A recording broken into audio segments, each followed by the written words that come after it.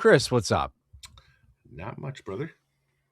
So I have to ask, even though this isn't a metal It's podcast, okay. um, just tell me, like, kind of your backstory. Who are you?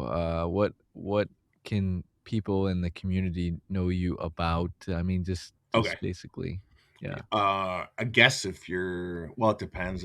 I own a painting business, so I could be your painter, but I guess more people would just know me from playing music in the Rochester metal scene and the Cincinnati metal scene. I lived in Cincinnati from 2000 to 2007. Played music there and stuff. The same band, Elusive Travel. Um, and then obviously I played in a lot of bands in the 90s. Then I came back in 2007 and still kept playing in more bands and stuff like that. So I guess Fledgling Death, Windbreed with Tim Young. He was in that band. It was our first like real band. He went on to play uh, with Morbid Angel and Divine Heresy. I think he did Nile. He did all kinds of stuff. He's in As I Lay Dying, I think, right now. Oh, no shit. Yeah, yeah. Wow. Okay. Um, but yeah, playing music, metal music, I guess mostly. But I have played in different types of bands, like just like alternative rock and stuff. Yeah. Yep. So we talk about the music thing, and I'm kind of similar. I mean, I was in bands What did you probably play? from I played guitar. Okay. Um, I played guitar from about I don't know, since I was like 16 to all throughout high school. And Did you I ever did record with Doug at all? yes. Okay. Oh, what band I was that? uh a band called Vertigo Freeway. Okay. We we did like a little EP with him. And then we did a clusterfuck of a debut album because I had it was it was just kind of like I was losing friends that were in the bands, like, they were passing away, so Mm. I it was an album that was so piecemealed, um, that it felt like a project that never got finished. Did it get finished and released or no? Yeah, Oh, yeah, that's it's good. it's released, but there was 3 different drummers. Oh, I've been Um, there. Yeah.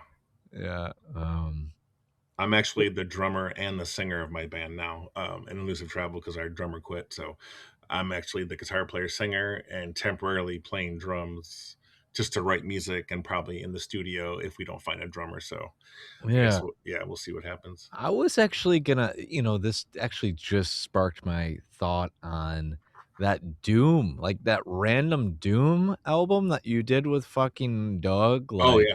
Yeah.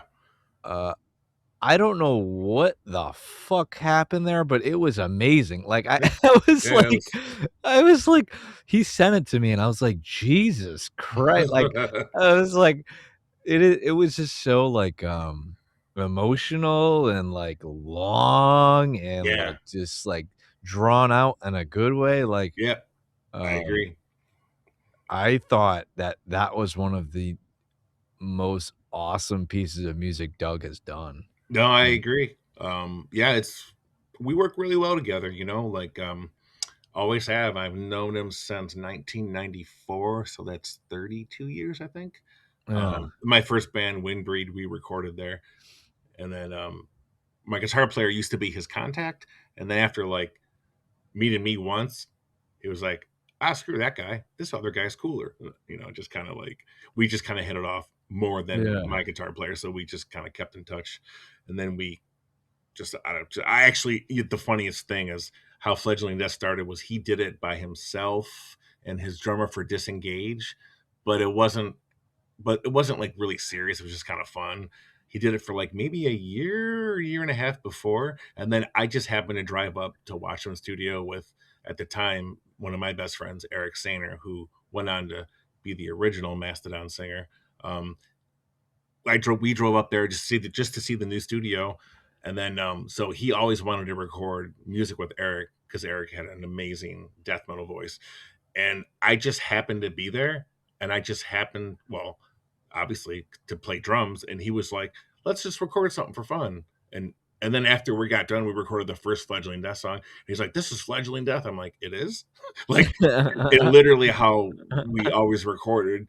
He would play like a couple of riffs, and I'm not even kidding you. Like half of the time you're listening to the music, I've heard it for the first time 2 seconds ago, or I never even heard it, and we just kind of like recorded jams and pieced it together. Like I'm not even kidding. I'm like, "Can I do that again?" He's like, "No, that's okay." I'm like, "Okay," you know. So on the Yeah, first album, my drumming's not very good, but because it's all like just kind of right, just it's just like what do you I call it? like that. I like it Yeah, though, yeah, like, that's cool. Yeah, yeah, it's it's it's actually kind of funny that you bring Doug up because I'm going to his studio March 4th or 5th, mhm, and I gotta run it by him, but basically, the shit I'm doing at assisted living facilities, I'm going there and I'm going to throw together, like, some sort of, like, EP, um, and basically, my direction with it is like, "Doug, I don't want a click track, I don't want anything, I just wanna go in, I wanna play,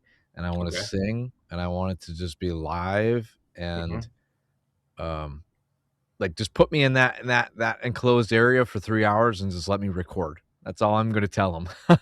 yeah, Um, and you're gonna and, do that, and then like give those to the people in the facilities or to the just clients. like it's just like a mixture of, like, uh Like, what's the yeah. purpose of once you record this? What do you intend on doing with it?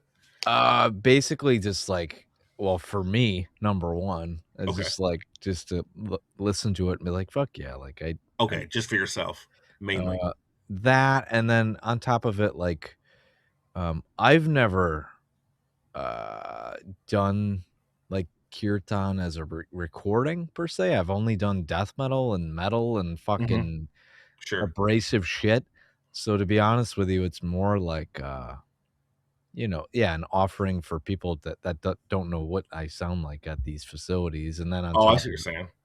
on top of on top of it, just doing something, like, totally weird at a studio that is known for, like, hardcore and metal and When I watched the video of you the other day with your grandfather, I was like, "What is that instrument that he's playing, and how is he changing notes, or is there no notes? Is it just a drone note?" I don't even know. You said it was called a harmonium or something you said? yeah, yeah, it's I like, never heard of it.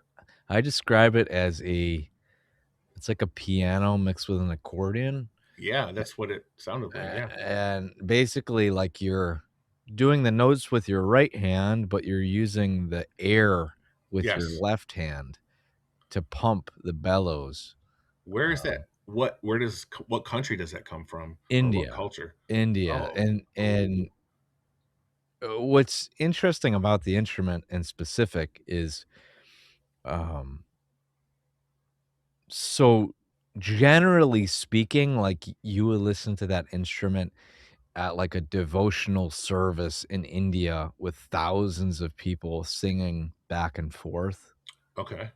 um, but I'm kind of using it in a way of, "Hey, like, I'm gonna sing some mantras about peace that are actually Tibetan, that are Buddhist, and, like, we're just gonna do this at assisted living facilities I think it's where" so cool, like yeah, it's like, for me, like, I don't know really where it came from. I mean, I've always wanted to do human service and shit like that, but I think a lot of it had to do with the fact, like, I mean, you're into doom metal and you kind of know, like, that, like, drony, like, super, like, long-winded music, like the mhm, hypnotizing sort of feel. absolutely, yeah.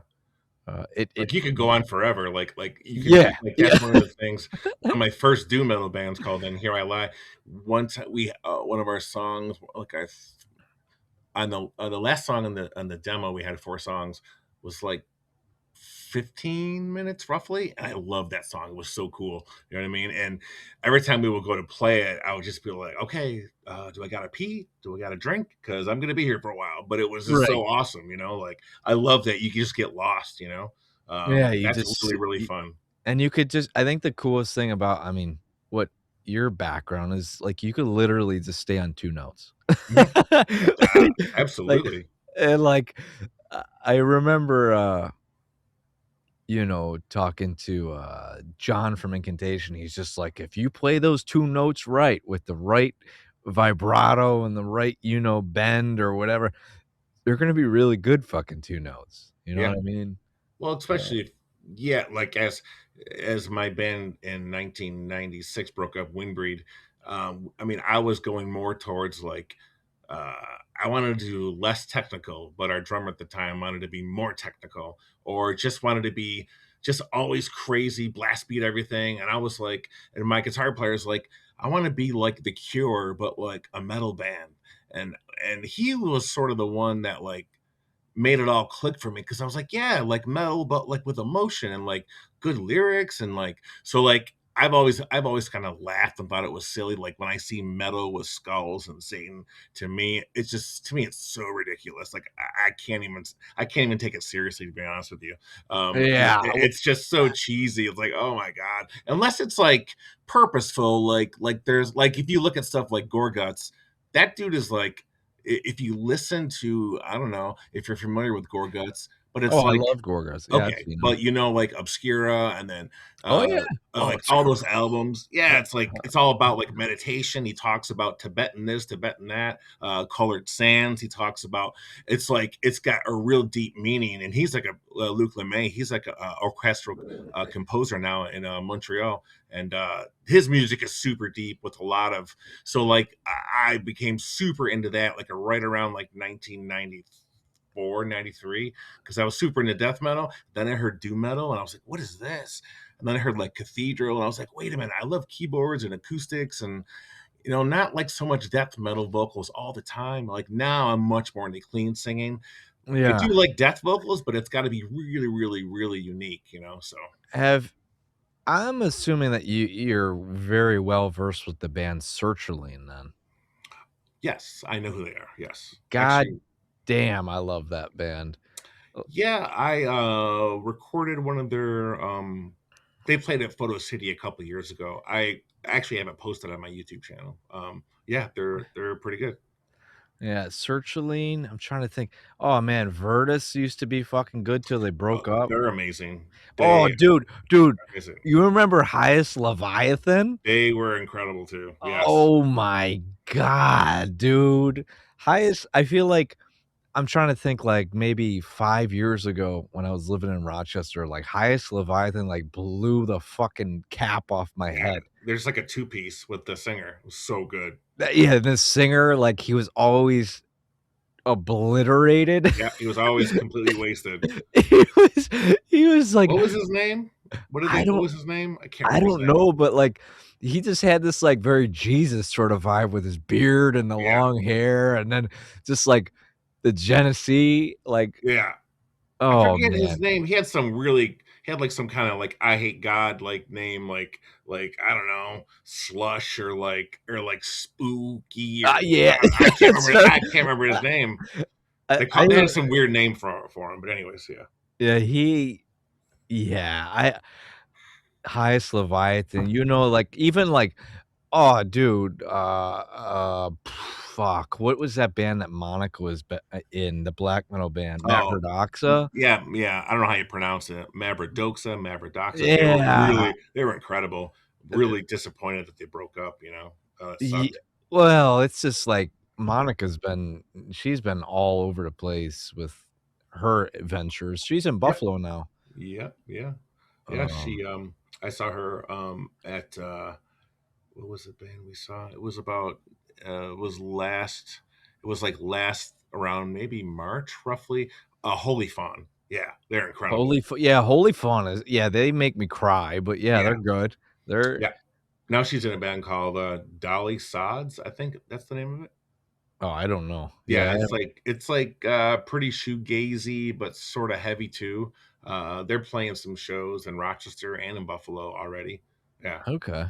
yeah. She's gotten really good at drums over the past couple of years. She's Yeah, gotten she's it's funny because there's a lot of musicians like Alex Zillows and mhm. like, who's that one drummer, from Rochester? He used to be in, um, fuck, what are they called? Crimson Edge? It I doesn't think ring his a name's bell. It's another Alex. Is it Alex Perez? Yeah. Yeah, Yeah. he's really good. Um, I feel like Rochester, they're just and this is funny, it's turned into a metal podcast, and I don't even It's care. okay. 'Cause it's like, uh, there's just so many good I mean, dude, the Blurring? You Yep. remember the Blurring, dude, with Danny Loker? That was a fucking band that, like, just They literally they I played was like, our CD release show, yeah, for "Oh Elusive my Travel, yeah. y dude." I don't know what the hell if they broke up or not, Oh, yeah, they broke up years ago, yeah. There's, but I mean, in my opinion, still the best drummer in Rochester is Chris Golding. I mean, no one even comes close. I mean, Is Chris in Sulaco? correct, yeah. I mean, Yeah. nobody hits as hard as him. I mean, just nobody. And it's like in metal drumming, it's like there's no one that could even come close to how hard he hits and his stamina. And it's like he's like my age, probably like I think 50 maybe or almost. And like the dude, like even with his grinds, like his snare, it's so loud, it's ridiculous. Like there's nobody that could even come close. I mean, not even Braun or Tim could play as loud as him. And he's carved a niche in his own way. You know, those guys are obviously more technical and fantastic, but just the sheer power of him is just I've never seen anything like it, to be honest with you. Yeah, It's incredible. You go to a show, they don't even need to mic the drums, to be honest with you. But anyways, they, yeah, I would say Sulaco is definitely a band. I mean, shit, I've seen them at, Rock and Buffalo. They played a show with this cover band, what the fuck? a They were cover like a band? Slayer cover band. It Oh, was oh yeah, Raining Blood. yeah, Yep. it was so fucking weird. I mean, it was cool, right? But, like, it sucks because it was a weekday show and nobody came, and, like, I was in the front row and I'm like, "Dude, Sulaco is fucking awesome." Like, what you know, I'm like, "All you young kids, like, come on, man. You Yeah. didn't show up for this?" Yeah, it's weird, you know. Sometimes it's. I remember they played a show at Monty's Crown, and they covered a Lethargy song. I can't remember the Yeah. name of it. It's like if anyone knew that a Lethargy song was being played in Rochester right now, there was like 10 people, maybe. You know, Yeah. it was at Monty's Crown. But Yeah, I mean, Eric Burke is he's another, like, I would consider him to be, like, in the higher echelon of metal oh, faces of around course, here. yeah, Eric and fucking Dan and, um, I mean, Doug without a doubt. I mean, I'm kinda pissed that I didn't make it to the Rochester show, but I mean, um, that it would've been was really it was cool. great. We played three fledgling death songs. We played Puppy Spunk, which is a song I don't think we've played since the late '90s, where Joe sang, I play guitar, Doug plays drums, and that's pretty funny. Doug plays drums? Yeah, Oh I, my I guess you god. could say, yeah. There's a live recording of it on YouTube, so yeah. Yeah, that's awesome. I mean, I give Doug White a lot of credit because it's like, you know, he's been in business how many years? 20, 30, Oh, since the early '90s. and, what are we at? 2026, so 36 years? Yeah, probably. Yeah. I mean, he was in his parents' basement before he opened up officially in '95. It was fall of '95. He opened up, I believe. Yeah, But he was at his parents for about 4 years before that, roughly. And I went to his parents. A lot of people. Lethargy recorded the first demo in his parents' basement. It was Moment of Truth was the first Rochester band, then Lethargy, and then my guitar player at the time booked us there because he heard those guys recorded there, and we were like the third Rochester band to ever record there, I believe. And then all of a sudden, everyone started going there. You know what I mean? Because there was no one that knew how to record heavy music in Rochester, yeah, and I mean nobody, and obviously he loves metal and hardcore and all that stuff. So it's like someone who's like the style of music you're recording, so which most people weren't into that type of stuff. So there you yeah. go. Yeah, to be honest with you, I'm more excited to record in March than fucking I was when I was in a band, to be honest with you, like, and I only say that because it's like, you know, every fucking time I would go there, and I'm not bitching and complaining, but, like, you know how hard it is to freaking be completely happy with 5 dudes recording an album? Like, it feels like it never gets finished, you know what I mean? Yeah, well, I mean, if you're especially when you're, I'm assuming you're what, a teenager at the time Oh, or yeah. early 20? Yeah, Yeah, I was, like, early 20s yeah. and, like, um, Well, we it's used to just record a whole demo in less than 8 hours, record, right. mix, and everything back in the day. You know. But I'm saying, like, versus today's metal bands where, like, it takes, like, months of just, like, Hmm. perfect guitar playing and perfect this and perfect that. Um, I don't know, I just feel like there's something special just about going in there and just being like, "Yeah, I just wanna do something raw." Like, I just wanna, you know. You probably haven't heard it, but I'll send you a link later.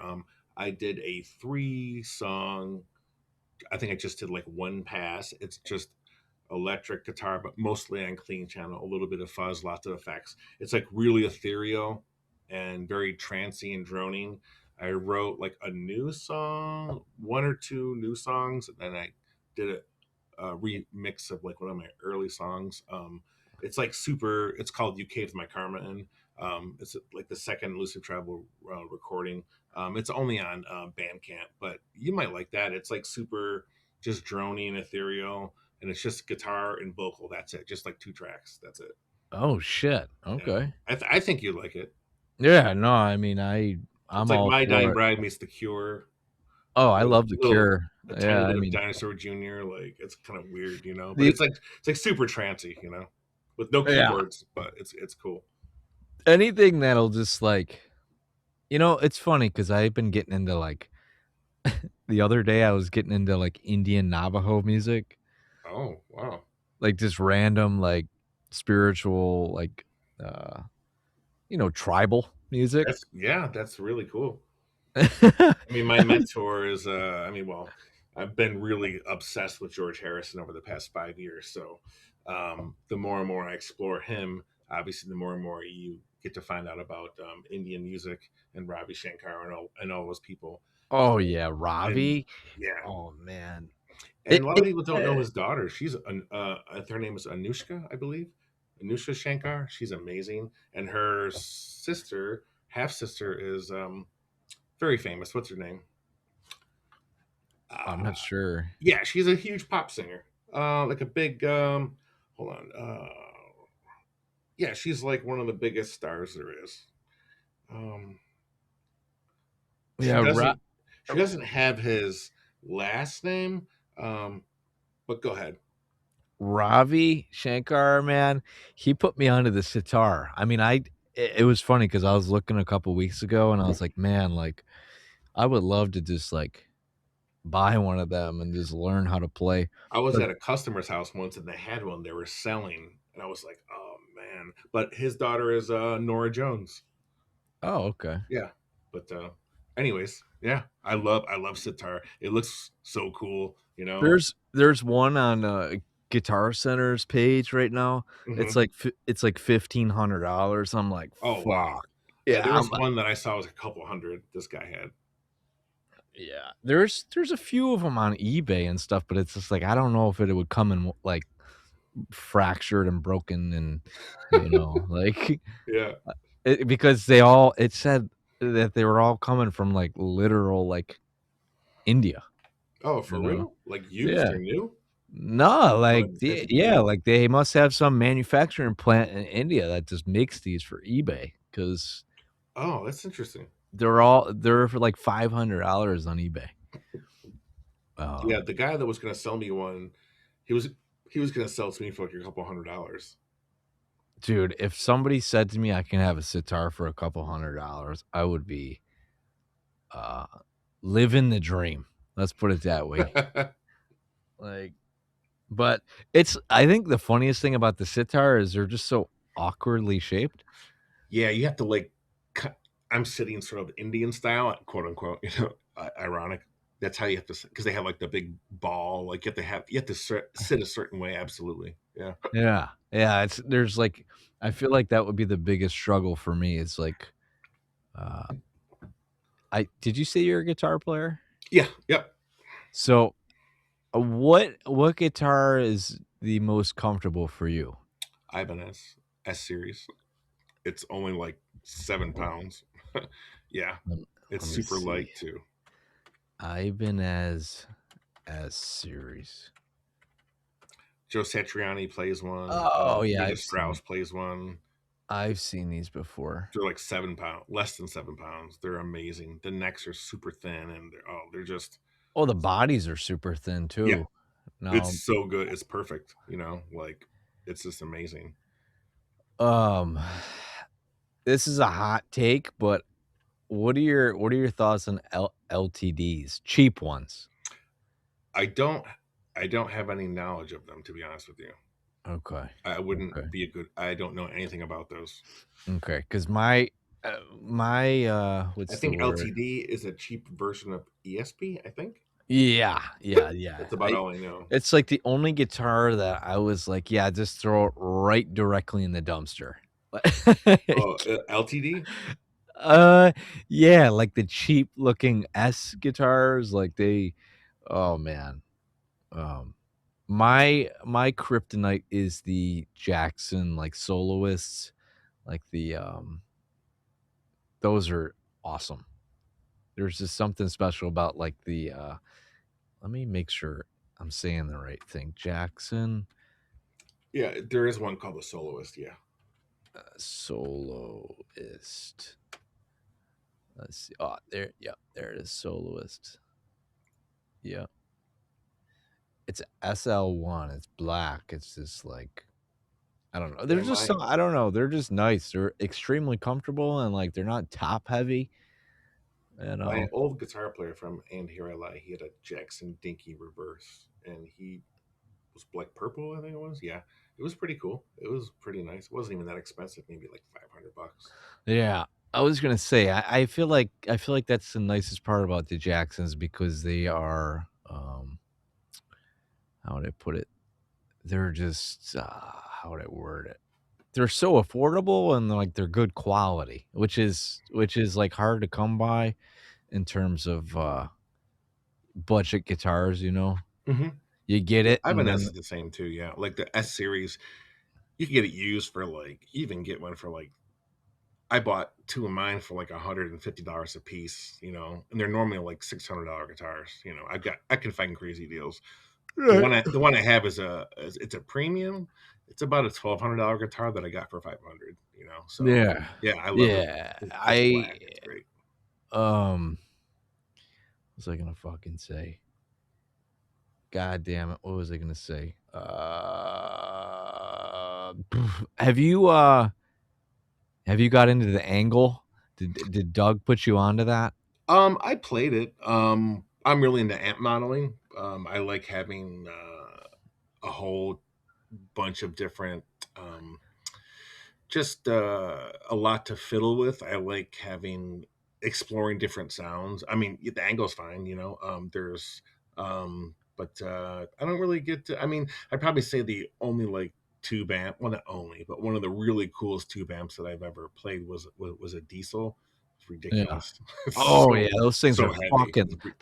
fucking loud. They're ridiculous. Yeah, Yeah. but yeah, I have a Line 6 Helix that I really like a lot, and I have a Line 6 Veta that I really Yeah. like a lot. So I'm really into amp modeling and effects and like creating different types of just all kind. I love just creating different sounds for different songs for the guitar. I went crazy on there a couple of albums ago, and like every song had its own custom guitar sound for different patches. Like the engineer was like, I was driving him nuts, but it Doug? sounded really. No, it wasn't Doug. It was Oh. someone else. Yeah. So It's funny you say that because I'm looking at my Axe Effects right now. I have a I have 2 toys. I have an Angle with the EVH 2x12, and then I have my Axe Effects Ultra, and I'm gonna be honest with you, I'm thinking about selling my Axe Effects. really, Is it Yeah, the because first model, the first one, the first Ultra, it's, uh or is it the yeah, Ultra it's like 2? it's yeah, I think it's the how many versions are I there? think there's 3, but I could be wrong. Okay. I think it's, like, this maybe the second one. It's not the oldest, but it's Okay. definitely not the What, newest. you don't like it, or Ah, you know, it's one of them things where I have the f how do I put this?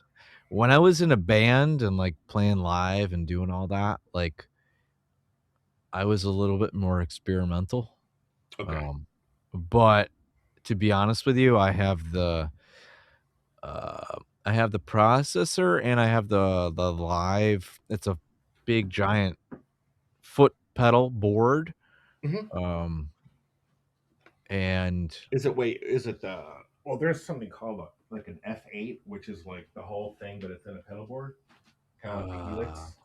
let But me if yours is a rack mount or something like that. XFX foot pedal. Let me where Like there's also like a rack with a foot pedal controller, so those are two different things. where is it? Where is it? It's a Fractal XFX Ultra foot controller Mark III. Hmm. I don't know what that is. Mark III. It's fucking crazy, dude. It looks like a spaceship. How old is There's it? like there's like 1, 2, 3, 4, 5, 6, 12, 18 different, uh Knobs, buttons. yeah, different like okay, so Axe Effects, right? I think it's a really cool, like how would I put this? I think Axe Effects itself is a really cool concept, Hmm. but for somebody that's kind of a Neanderthal, like, kinda Oh, like wait, forget it, dude. yeah, The yeah, yeah, the well, the user interface on Axe Effects and Kemper is pretty difficult. Line 6 is the easiest, but it's still pretty hard if you don't if you yeah, like I went from a Veta, which is amp modeling, and when I got in the Helix, I thought it was like a space shuttle. I was like, "What is this? What am I supposed?" I took it to Brian Mason to help me just set up, and I've just copied like his routing ever since because it's so confusing. You know what I mean? I'm well getting better at it, but yeah, well, that's kinda where I'm at with it, where it's just like, you know, I bought it from, the hell is his name? He used to play in the Shadows of Giants. mm, I know who you're talking about. He works at guitar he works for fucking Sweetwater now, Tim. His name's Tim. Does he live out in? Yeah. Yeah, he Oh, moved. I Yeah, think I know who you're talking about. yeah, he Can't moved. remember his name, but He's a little nerdy fellow. I think I remember Tim. Yeah, his name's Tim, but, yeah, I bought it from him, and he had all of it. He's really smart, and he had it all programmed and this, that, Oh, the other thing. well, that's cool. You can just go to his patch and then just make little tweaks. Well, I thought the same thing until there was a 9-volt battery in your Fractal sorry, not I a didn't 9 know that. volt, like a watch battery. Yep, yep. It's in the yeah, that stores all your settings. I'm assuming Yep, the Line 6 Beta had the same thing. Yeah. and I fucking how do I put this? I didn't know that, and it died, and basically, how would I put this? I Wait, lost all of the presets. yeah, you just never backed any of the presets up. Like, yeah, I have mine backed up on my computer. So But if you don't know that there's a battery in it, then how would you know? yeah, I did yeah, I was like and then I was like, "What in the fuck?" Like, I didn't know how to put the default, sounds on there. Mhm. Oh, really? So Oh, well, interesting. I don't know, dude, it was, like, very confusing to me, and like I said, I'm pretty tech savvy, but, like, for some reason, this Axe FX, it's like it's smarter than me. That's all I can say. They are pretty smart, yeah. Um but to the right person, like a software engineer or somebody that's going to school for, like, sound engineering or something, like, it would be a fucking hell of a toy, I you know borrowed what I my mean? friend's Kemper, and it was amazing, but it was so complicated. I was like, I have no idea. It's gonna take me forever. But like Wow. once you put time into it, it is pretty aw like I've had my Helix for 6 years roughly, and it's like I love it. It's awesome. I still have barely tapped into it, but I know how to navigate reasonably well, you know. So Right. Yeah, I just think it takes it's, like, we gotta have uh patience, and it's like depends what you're looking for. If you're looking for very basic stuff, I mean, you can buy it for that and then use it for convenience. Because if you don't want to, we just I don't even use an amp live anymore. I just bring my pedal board and we have in ear monitors, you know, and then Oh, that's it. nice, and then Yeah. you just play through Uh huh. the PPA. Yeah. I mean, that's the way to do it. I mean, Yeah. I'm all it about that. Yep. it definitely as long as the PA is good, Correct. Like we're or not going to play a show like Monty's Crown where there's not really a PA. You know, yeah. you want to bring amps, then it sucks. You know. Yeah, alls I can say is you guys wouldn't have worked for my, festival that I put on last year because like, Oh, where'd you play?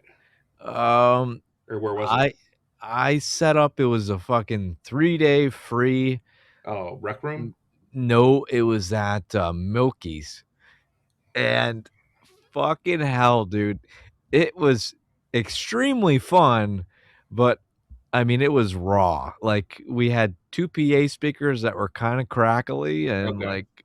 like, 1 really tiny speaker for the vocals, and that was it. Oh, N did it have no a stage? the stage was 2 inches tall. Oh, did Oriamnos play? Yes. Okay, yeah, that was my old drummer. Yeah, Uh, okay.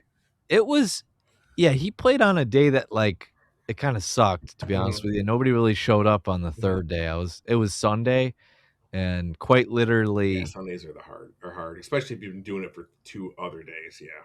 yeah, I mean, to be honest with you, I don't wanna say I fucked up, but I definitely learned that, like, if you're gonna do a fest, just make it 1 day and make it a goddamn Saturday. Yeah, yep, yep, I agree. Yeah, Yeah, because although it might sound cool to you, yeah. Well, it's it's hard, it like, you really have to get, at least in my opinion, like, 1 national for each day, you know, because to me, or else it's just like a bloated local show to me, and that's not really that interesting in my opinion. So no, I agree, I agree. unless It's it's like someone like really, really that never plays out, you know what I mean? So or if you're like Jeff, Jeff Standish, you like half of the bills from Ohio or half the bills sure, yeah, from, like, Cleveland yeah, or, yeah. If it's um stuff that you like, people that are out of town that and, you know, like the mortician show that James Von Sin is doing March 13th at Photo City.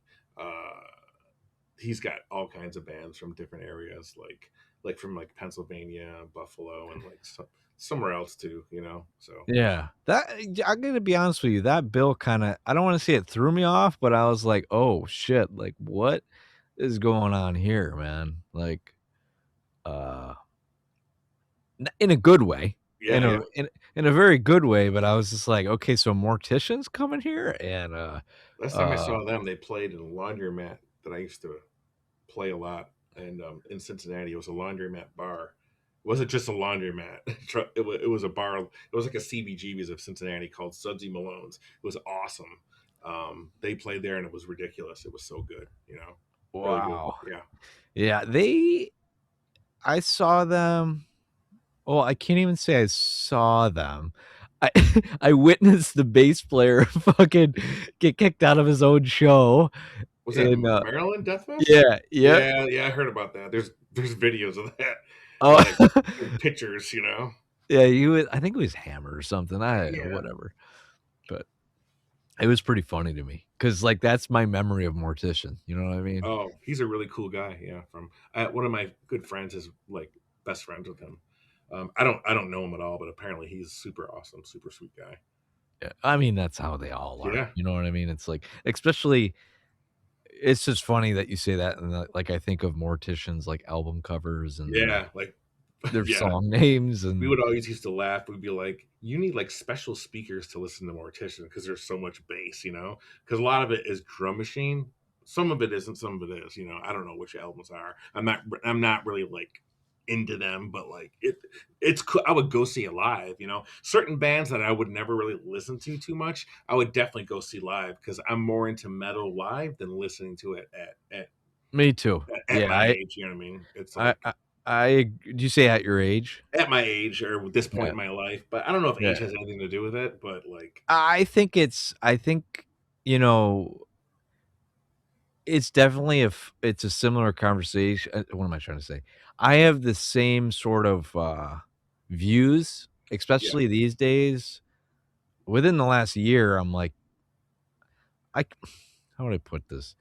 Like, I mean, I got sucked in the rabbit hole of doing documentaries and doing podcasts and I feel like I've never been able to get away from it, but hmm, n I don't know how to say this besides, like,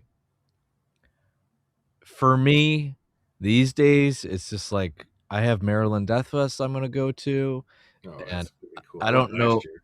Yeah. I don't know, well, I don't know half the bands, and I don't want to know them until I get there, and then, you know but Is it I are you get going re for anyone are you going for anyone specific or not at all? let me pull up the bill. My only Uh, reason for going last year was Shape of Despair. They're from Finland, and I had to see them, and I shit my pants. They were the most it was like they were the one of the it was one of the best shows I've ever been in my life. I was, like, dying inside of, like, happiness. It was just so heavy. I couldn't believe it was incredible. It was just incredible, the whole yeah. thing. Yeah. I I don't know if I caught them, but, like, I'm You were there pretty last sure year? yeah, I'm pretty Okay. sure last year was, there was Agalloch, right? Agalloch? No, no, No? I don't think so. I I could be s wrong because I was only there for 1 day, so maybe I don't know what I'm talking about. no, I I mean, could be wrong. I was only there for Friday, but so I've went, I think 3 years, this would be my 4th year, um, but I don't know anyway, I got to see fucking Agalloch and Bloodbath in the same weekend. oh, I Bloodbath almost was fucking, like I saw Egg in 2004 in Cleveland opening up for The Gathering. That was amazing, and November's Doom. It was wow. ridiculous. Yeah. I mean, I just starting to get into the to Agalloch too. I mean, I'm much more into them now. But I saw his band play here when it came to Rochester. His band after Agalloch, Okay. they weren't very good. I forget the name of them. They were just kind of generic black metal. I can't remember the Polarian or Polorian. Yeah, it Yeah. was kind of boring, you know. And I mean, I feel like you probably got to see Agalloch at a better state than me, because maybe I mean, I kinda got, like, the, "Hey, let's play, like, was it like the festivals." reunion?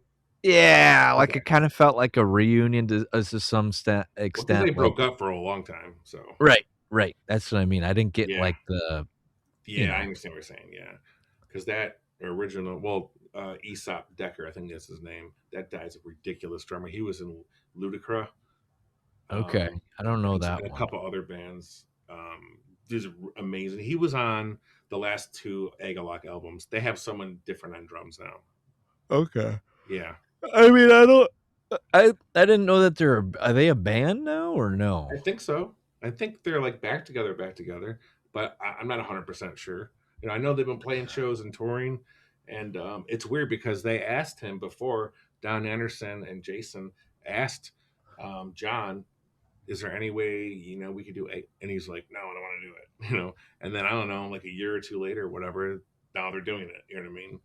Right. But he got canceled for saying something anti-Semitic, if you remember, on Ah, Facebook. classic, Yep, he got classic. canceled. Everyone quit on his band, and he got tons and tons of shit, which sucks. I mean, that sucks. It just say one stupid thing, and there you go. But yeah, so he got got in trouble for that, and then and I then he feel just like I feel like that sort of, shenanigans happens in metal, like, I don't wanna say way too much, but Well, I just kinda laugh because 'cause I'm like, yeah, you guys are literally talking about chopping heads yeah, off and yeah, yeah, fucking yeah. throwing people in gutters Like the and I know exactly what he said, and I think he may have been saying it as a joke. I don't know, but yeah, people are way too snowflakey these days, in my opinion. So yeah, well, it's just like if you listen to anything like, okay, I'm looking at Maryland Death Fest, like Bill, Antichrist Siege Machine, like, are we really like, exactly, you know what I mean? Like, yeah, are we really like, I like, I get it if you're a Nazi, like, if you're a sure, Nazi, like, definitely of take course, care of yourself, but, yep. like, Don't want anything to do with that. But uh, but it's like there's so much that's in the blur or the in between that it's like, yeah, if it's like if you're bringing up, offensive things, but like the whole thing of metal is sort of in sort of a way to be offensive in sort of a way. So it's kind of weird. I do agree totally. Yeah, but but to answer your question about, a band that I'm, particularly going to see, I can't really say I it's just gonna be a good time, but Pig Destroyer, Rotten Sound, Grave, oh, I saw Grave at the Penny Arcade in 1995, 96. There was like no, 10 people there. It was amazing. They were it was so good. good. Yeah, it was Soulless, the last album with the original singer bass player. Where are they from? They're from Sweden. And they fucking drove all the way here? Well, yeah, just for one show. No, they were on tour. I don't know. I can't remember who else played with them, but it was amazing. I saw so many amazing bands at the Penny Arcade. I mean, you're too young to know even what that is, probably, right? Well, I've In been told Rochester. about it so Yeah. many times, It yeah. was like the best club there ever was. Like it was right by it's Charlotte Beach. Like amazing. Just the coolest sound system ever. Awesome lights, big stage. Like Cathedral played there. Cannibal Corpse. Suffocation a million times. Obituary, Deicide, Morbid Angel. Like, just everyone played there. I mean, yeah. Very Doug, Carcass played there. It was amazing. Doug Napalm. always makes me laugh because every time I go there well, when I was, like, in a metal band, he used to be like, "Yeah." He's like, "When I fucking was in a band, man, if there wasn't 100 people, we'd look at each other and we'd drive away." And I'm like thinking to myself, like, me and we were just laughing together about it. We're just like, we're lucky if we get 25. Yeah, Like, I mean that never happened with Fledgling Death, but I don't know, maybe in his other bands, but I don't know. He likes to joke around quite a bit, so who knows? I mean, I know, like, well, we always had generally really good crowds. For some reason, people liked us quite a bit right from the start, which was very shocking because it was a complete total joke. I was actually going to quit the band. Like, no one knows this, but I was going to quit the band right before the first show happened. I was like, this is stupid. Like, and then everyone went crazy. I was like, okay, maybe I'm wrong. I was like, I didn't even think it was good. I thought it was kind of dumb. But when we uh, played, everyone went crazy. It it was, kinda I remember seeing it as a young kid because he showed me when I was, like, a teenager, oh, okay, um, and I remember thinking to myself, like I didn't really know I Hate God at the time, but sure. it definitely, like, looking at it now, that Hmm. sort of, like, aesthetic to the band, like, super raw, Our super, like second recording is way more like I Hate God. It's called Fuck Everyone. It was an EP with Jay Galvin singing. It was really okay, good. It was so okay. good. I loved it. Phenomenal. Yeah. Yeah, just like that there was definitely some raw, uh, how would I put this? Just like I remember hearing the vocalist in particular and being Yeah, like, "What in sure. the fuck is he doing, Yeah, man?" it's his real voice too. He used to sing in Buried Beneath. He used to sing in Within. He's probably like, and it's funny because he never even really wanted to sing. He just had such a good voice that everyone made him be their sing. Made they like convinced him to be the singer. He never even wanted to sing. It's kind of funny. But he's in Yeah. Nebraska right now, so Oh, he, shit. he he might be coming back to Rochester. So I hope so. Oh, nice. Now, are you from Rochester or I am. Buffalo? I'm from Rochester. Yeah. Okay. I For just s went to Buffalo a lot because I sort of interned with Doug for a little while in the 90s. I go out there all the time and help with sessions. I actually did help with the last Lethargy session I mean, nothing like big, like drum mics and stuff like that, helping those guys. And so, but I did all kinds of stuff, just like simple stuff with Doug. I would help out. So just wanted to learn, and then I ended up doing all kinds of little guest appearances on people's demos, like Avulsion and all kinds. I can't even remember all the bands I did. I would just do little backup vocals or something. It was fun. Nice. Hmm. Yeah, I mean, I think I mean, the last time I was there, I filmed,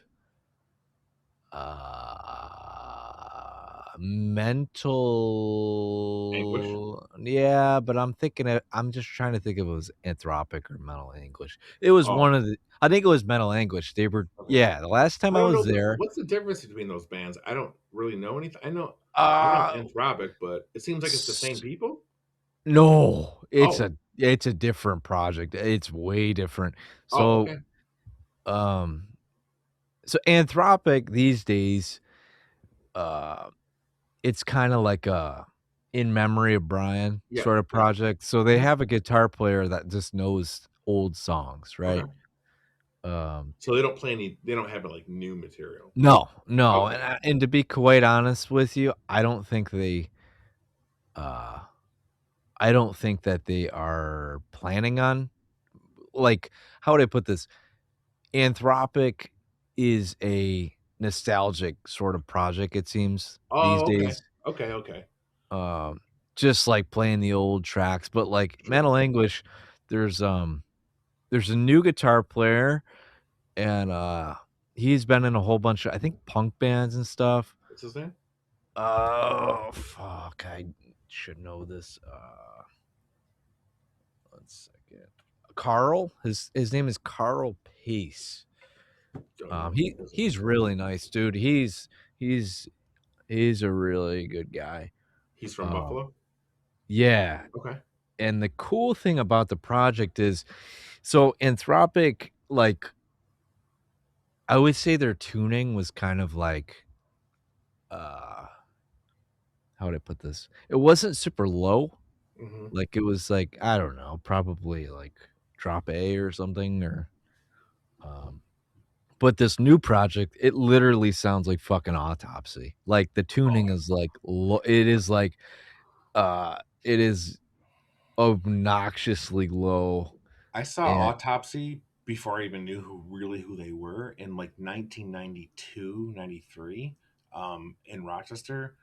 It was I remember they were amazing. They were so cool. It was, like, so low tuning, and it was just the amazing. fucking bass to that band, man. Yeah. Seeing them live, like, they're I would say one of my favorites to see live because they just blow like, uh, okay, Cannibal Corpse, I feel like they're a good band, but I think Autopsy should have a little bit more credit than Cannibal. Ever since a lot of people disagree, but ever since Chris Barnes left, I can't listen to it. You know what I mean? Really? Chris Barnes was the singer to me. Uh, Fuck. in my opinion, Corpse Grinder. I know he's just everyone says he's a super nice guy, but his vocals just sound kind of generic to me. I never thought they were very impressive. They're just very standard and very sort of generic sound to me. He's definitely good at what he does, but I mean, Chris Barnes was just like, oh my god, I mean, anymore in 6 Feet Under, I don't really follow that, you know what I mean? But just those albums with Chris Barnes, I just think are untouchable in my opinion. And Jack Owen is in it, and he's not in it anymore. And Jack Owen's the coolest motherfucker ever. We used to hang out with him back in the early '90s. He used to play us like the new Cannibal Corpse before it came out because he knew Eric Burke and Matt Tricor and all those guys in Braun. He would come party with us one time in Churchville. It was so cool. I was like, I can't believe I'm in the same room as Jack Owen having beers. It was pretty Yeah. awesome. I was like Yeah. 19 or something like that, 18. Well, Jack, from my understanding, he used to hang out at Watchman's a lot, Yeah, like, he recorded there a couple times. Yeah, he lived uh in Buffalo for a while. He came yeah. back. I want what part of Buffalo? I don't. I can't remember. Yeah, Doug would know. I mean, he was in there talking with Doug's wife, and they're talking about like because he was working on his father's farm. I think maybe his father passed away or something, and he came up to work the family farm for a while. and they were talking about horse poop and like hay and this and that. Yeah, And that sounds then he like went Doug's home and sort of conversation. he told his wife later, Tony, that he's like, that guy's a rock star. She's like, what do you mean? And he showed him like him in Poland playing in front of like 100,000 people. It's kind of funny, but he's a really nice guy, very very down to earth.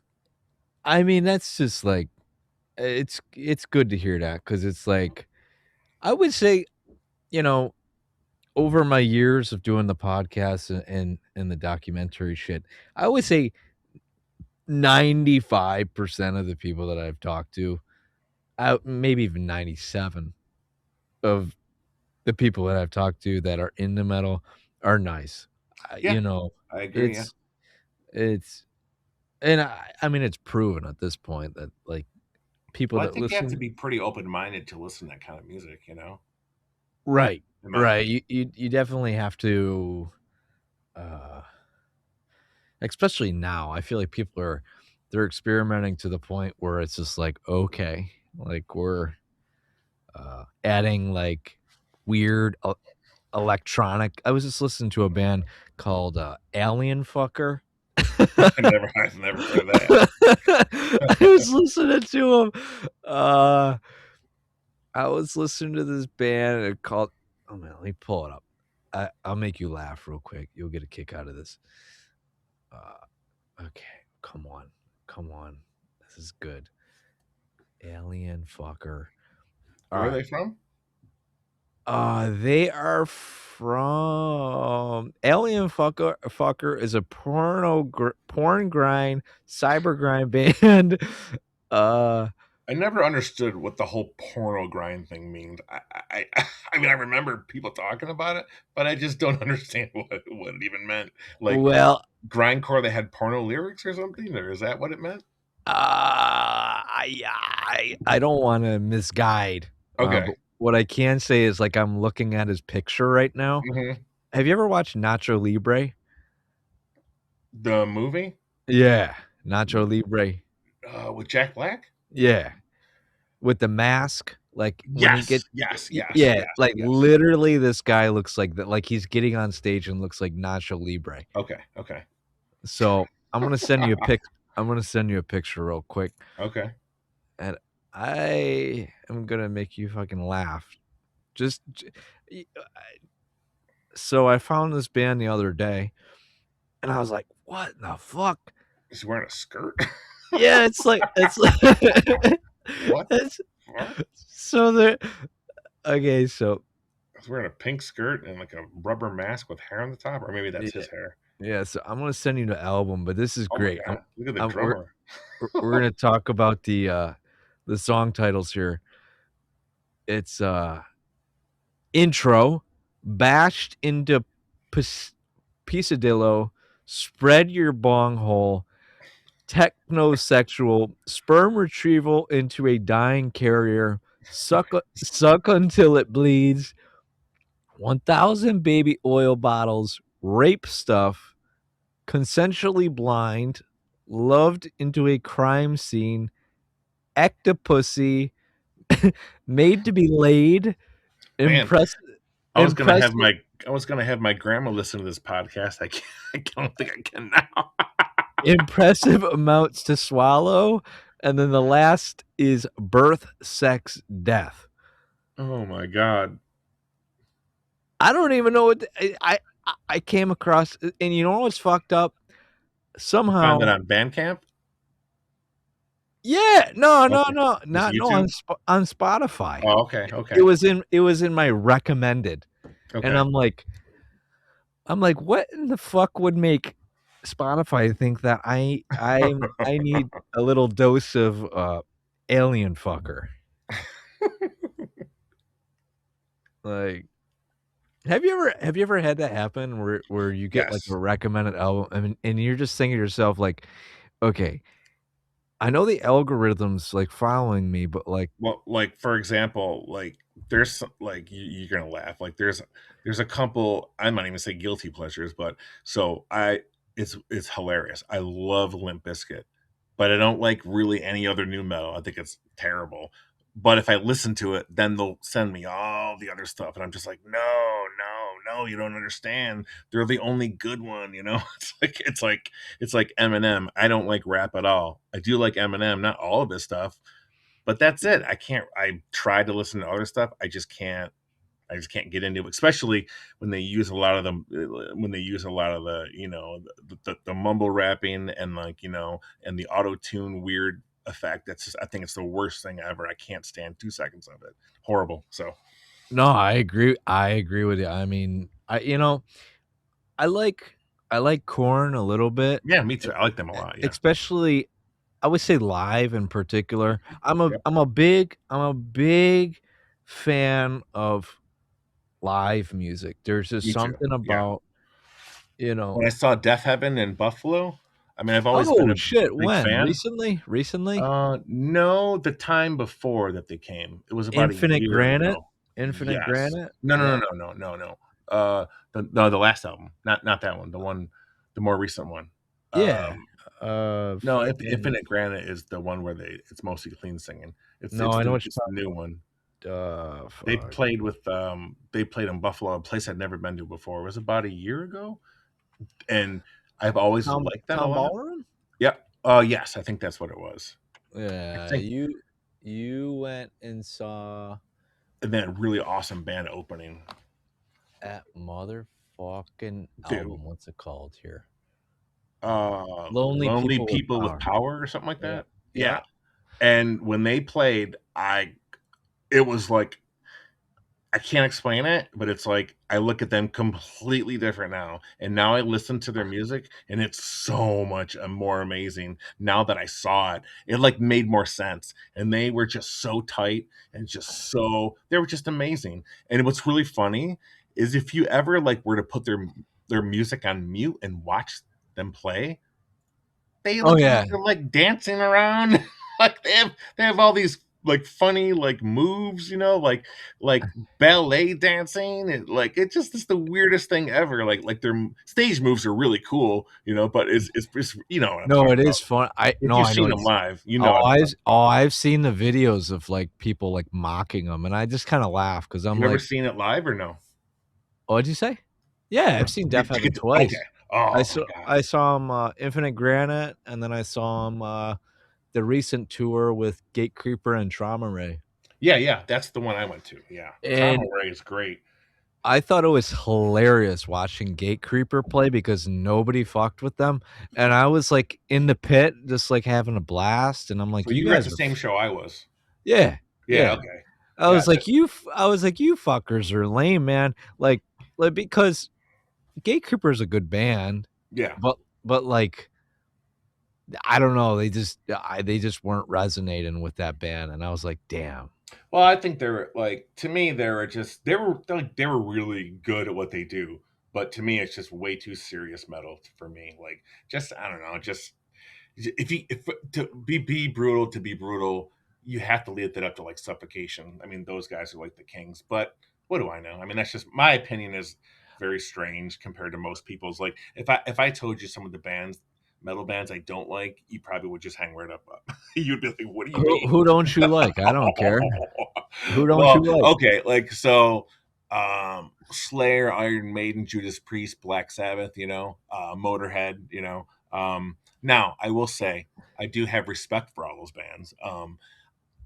Black Sabbath is a little bit more like it's not as bad as it used to be for me. Like, of course, it's like there are the whole reason why there's doom metal. It's not lost on me.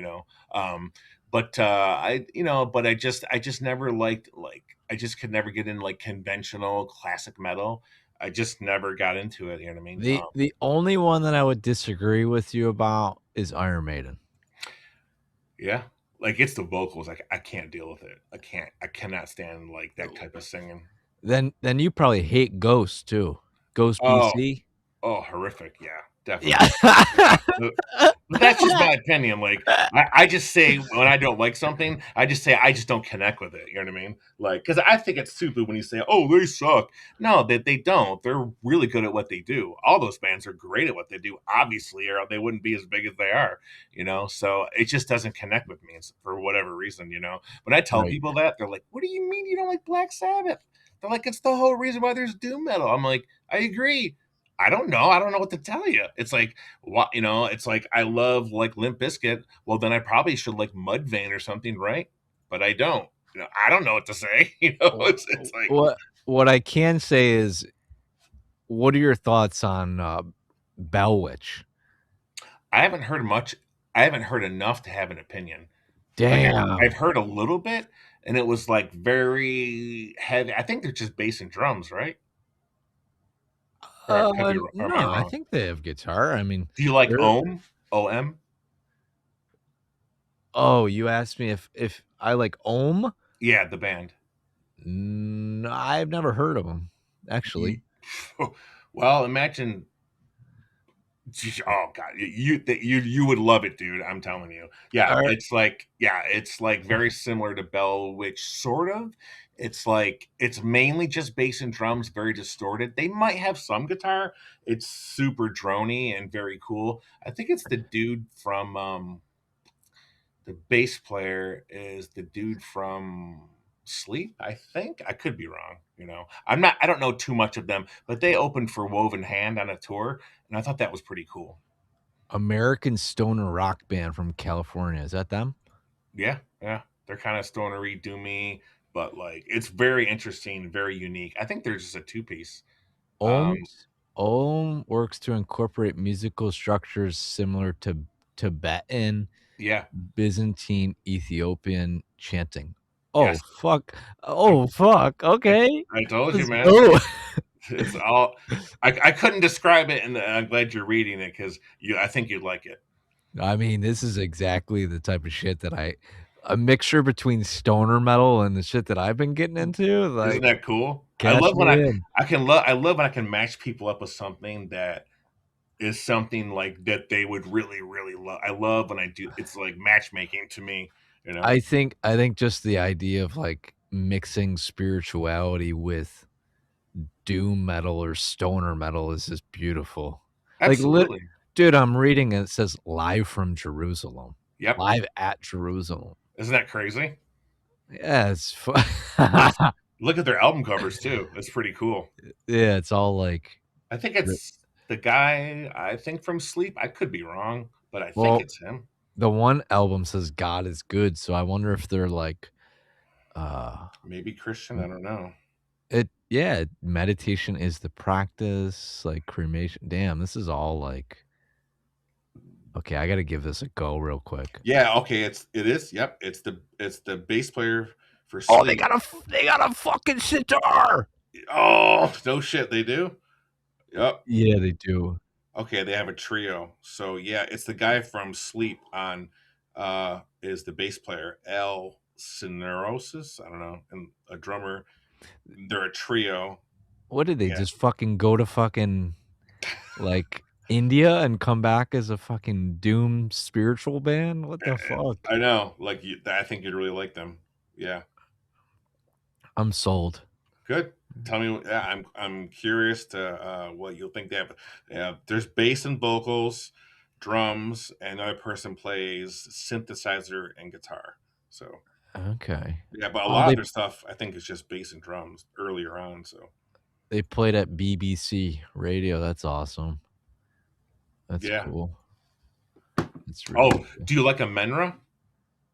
I've heard of that band many times. Oh I my haven't god. I can't uh, explain it, but they're very spiritual, but they're like I hate gaudy sludge, hardcorey, like doom crust. It's just the most. I can't explain it, dude. I just can't explain it.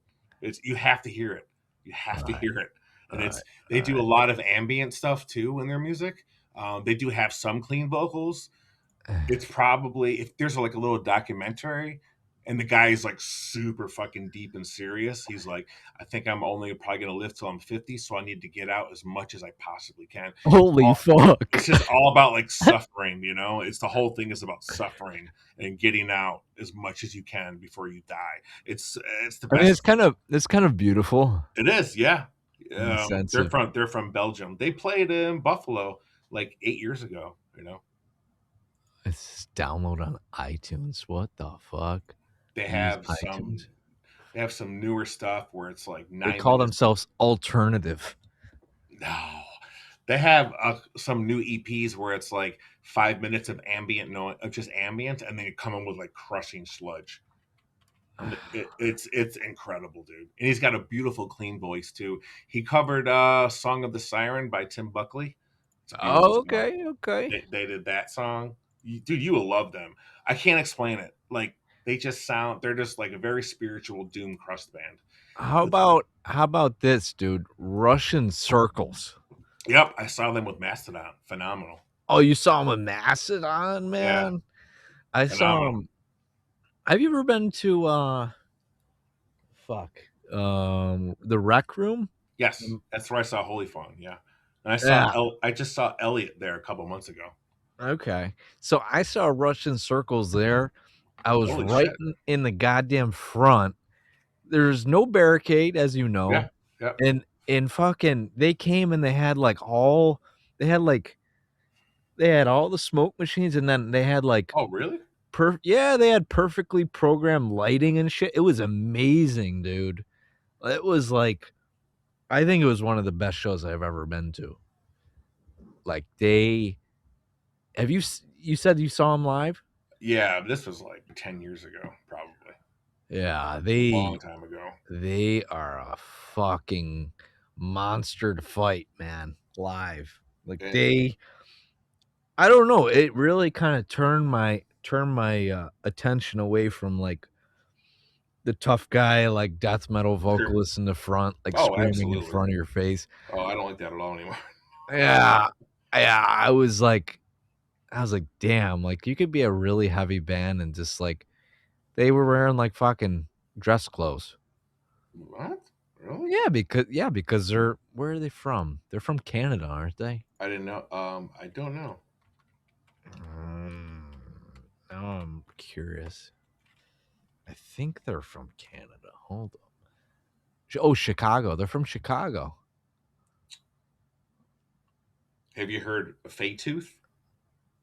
What is it? Fay Tooth, FAE Tooth, Faytooth. dude. It's No, but they they look invented a genre called fairy doom. It's these three. did you say Fairy Doom? It's these three gorgeous women. And they play the most amazing doom, like alternative doom crust, like stonery, like beautiful ethereal vocals and some death vocals. They're amazing. They're from California. They just put out their second album. Oh, dude, you go crazy for them. Seriously, I you'll mean, lose your mind. they are gorgeous. Yeah, I mean, they used to have two guitar players. Now they have one. You will lose your mind, dude. I can't explain it. They're so good. How the fuck what I wonder what would define Fairy Doom? I don't know. Maybe because they're just all just three beautiful fairy looking women, and if you hear the vocals are very ethereal and beautiful and really depressing, and then they had the one girl. Well, I mean, I think maybe they both do death vocals too. It's just the most unique. It's just gorgeous. It's so beautiful, man. The music is so good. And it's super. The bass player has got the sickest fucking bass, distorted bass tone. Oh my god, dude! See, yeah, that's kinda like the Like okay. it's got like the super ambience and crushing heaviness. That's what I Yeah, love. good, Yeah, because that's kinda like when it comes to that sorta atmospheric music, very atmospheric. Yeah. it has to have a crunchy, fucking obnoxiously loud bass. Oh, it does. They have like probably the best distorted bass sound probably I've ever heard. It's so good. It's Yeah. amazing. It's amazing. Well, I feel like metal bands, they underestimate the fucking power of the bass sometimes, and then they put it in the mix way too low, and Yeah, then it sounds like shit. I've been using distorted bass for about 20 years now in all my bands. Yeah. Every band I'm in, I'm like, you got to use distortion, dude. Got it. And then you can use clean during like the mellow parts. It makes it so much cooler, you know. So, Well, Doug has I think it's a Sans amp or something yep, like that. yep. Uh, It's a very yeah very nice pedal. Yeah. yeah, that fucking thing sounds great. But Russian Circles, when I saw them, it was interesting. They had some sort of weird how would I describe it? When he hit a note, there was, like, this specific pedal that, like like, harmonized the note, but, like, made it super deep. Ah, what the fuck was it? You're talking about like the foot organ thing. Yeah! I forget what those are called. Dude, The guy in Geddy Lee used to do it too. yeah, dude.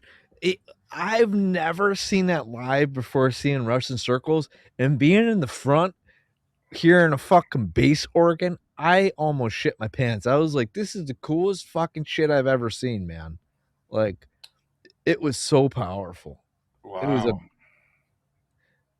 it was obnoxiously powerful. Yeah, bass organ, let me see here.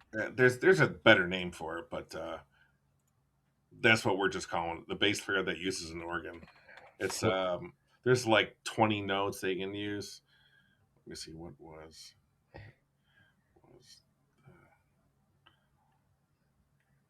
Yeah, they're fucking cool, man. Damn it, I it's lost that called that okay, fairy it's a noise. Moog Taurus bass pedal. That's what it is. What the hell is that fairy band called again? Oh, Faetooth, Faetooth. Damn, I got some studying to do You're here. gonna absolutely shit your pants when you hear them. Seriously, you're gonna literally lose your mind. You're gonna be like, How did I not know this band existed?"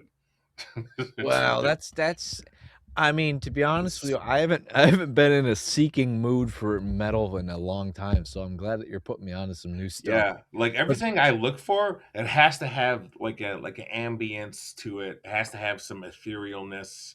Like I well, don't listen to anything brutal, really. I Like clean, like Heritor, clean vocals, like Anathema Catatonia, but like more modern, what people are doing now. yeah. Where they're Well, mixing shoegaze with metal. So see, my problem is I just end up going down the alien fucker route. Like like, just, like, the reasons why I don't listen to metal as much is that. I just getting like, they just give me the most obnoxious Nacho Libre type of fucking band. what was that Like, band? Anal Blast. Remember them? Anal Blast? Yeah, I remember them from Milwaukee. Yeah, Don Decker. He was the guy that was the booker for Milwaukee Metal Fest. He died, but yeah, I have never heard of Anal Blast. That's really, new. yeah. And what Some dude, that fucking guy's got a fucking pentagram on his fucking head. who? In the picture, man, he's got a What band? giant anal Oh blast. yeah, yeah. That's Don Decker. He died. Big Did he huge go to fat. fucking prison? I don't know. It I forgot about that. Yeah, he was kind of like a Gigi Allen, to be honest with you. well, he looks like it. Yeah, He he definitely owned Nightfall Records back in the '90s. he does yo, he looks like he fucking put some time in. Oh, he's crazy, dude. Like, I remember when we sent him our $1,000 to play Milwaukee Metal Fest in 1999, and we called him, and it was like 2 weeks later, and he says, "I didn't get anything." We're like, "What?" And then like after like a half hour, he's like, "Oh, here it is," and it was like under some piece of paper. And then so like we lost a really good slot, so then we had to open Milwaukee Metal Fest, but it actually wasn't bad because we got to play in like the arena stage where all the merch was. So there's like 1,000 people in that room, no matter what. So it actually worked out well. So Yeah, we got that's to play cool with that you played Milwaukee Metal we Fest. got to play with the Gathering, Anathema, and all the huge Opeth was there. It was crazy. And That's then awesome. yeah, and then Yeah, I Elusive mean, Travel played there in 2001. So that's the that's original. Yeah, it was great. that's awesome. I know that the Blurring played, I think, that festival Hmm. too. Um Well, now it's back. Jamie Josta owns it. Yeah, and But I don't know how I feel about that. I mean, Jamie's a cool dude, but it kinda caught me off guard. yeah, I don't know him. So But I think okay, I don't know, I mean, you probably don't know this, but he's a big voice in the metal scene in terms of, like, podcasting because he I didn't does, know that. yeah, he's got a sick podcast.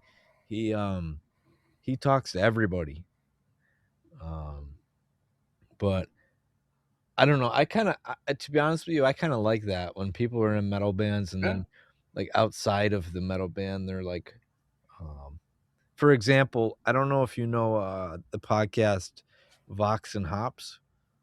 Nope, never heard of it.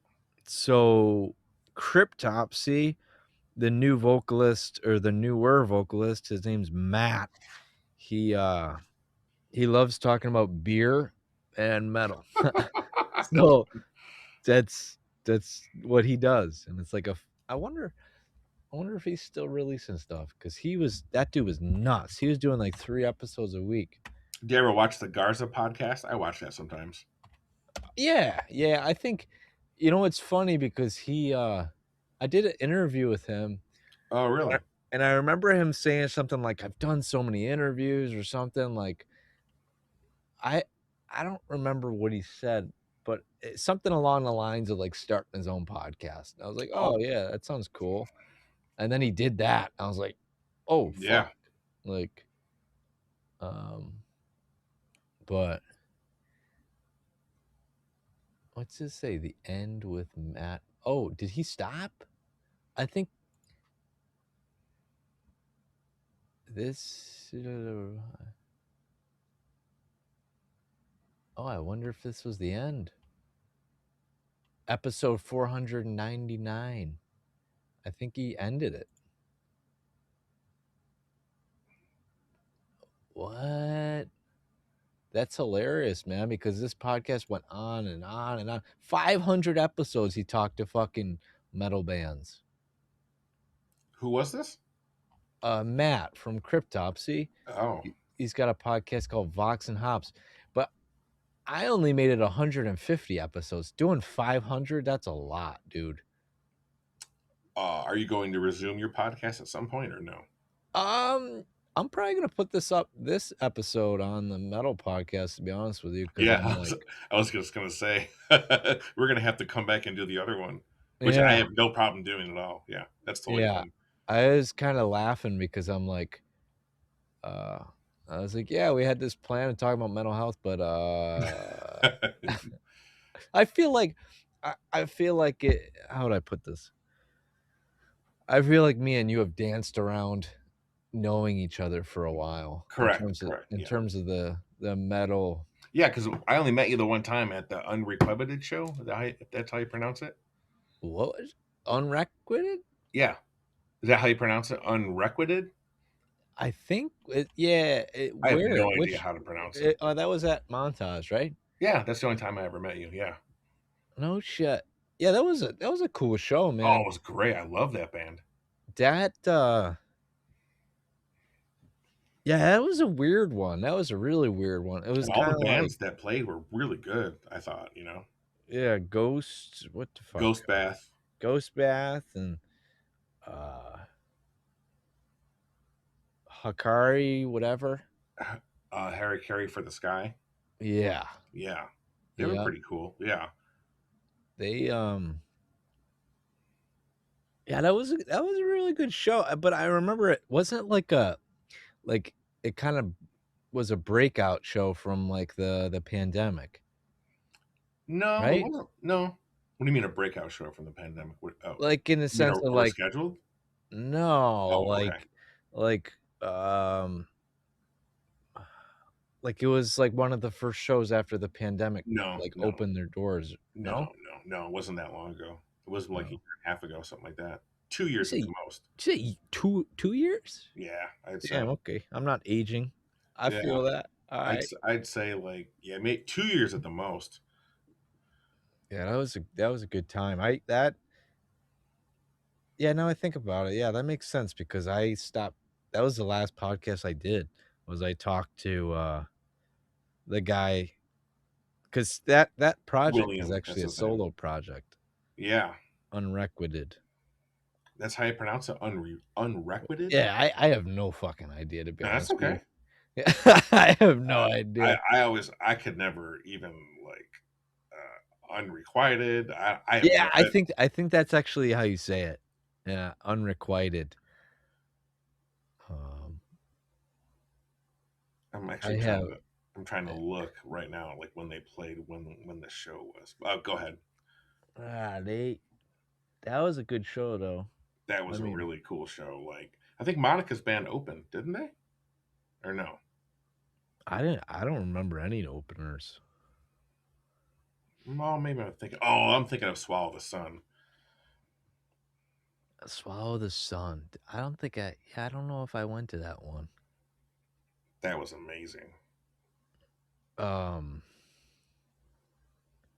yeah, it's just dude, and another band that I'm thinking of right away now that we're talking, First Din.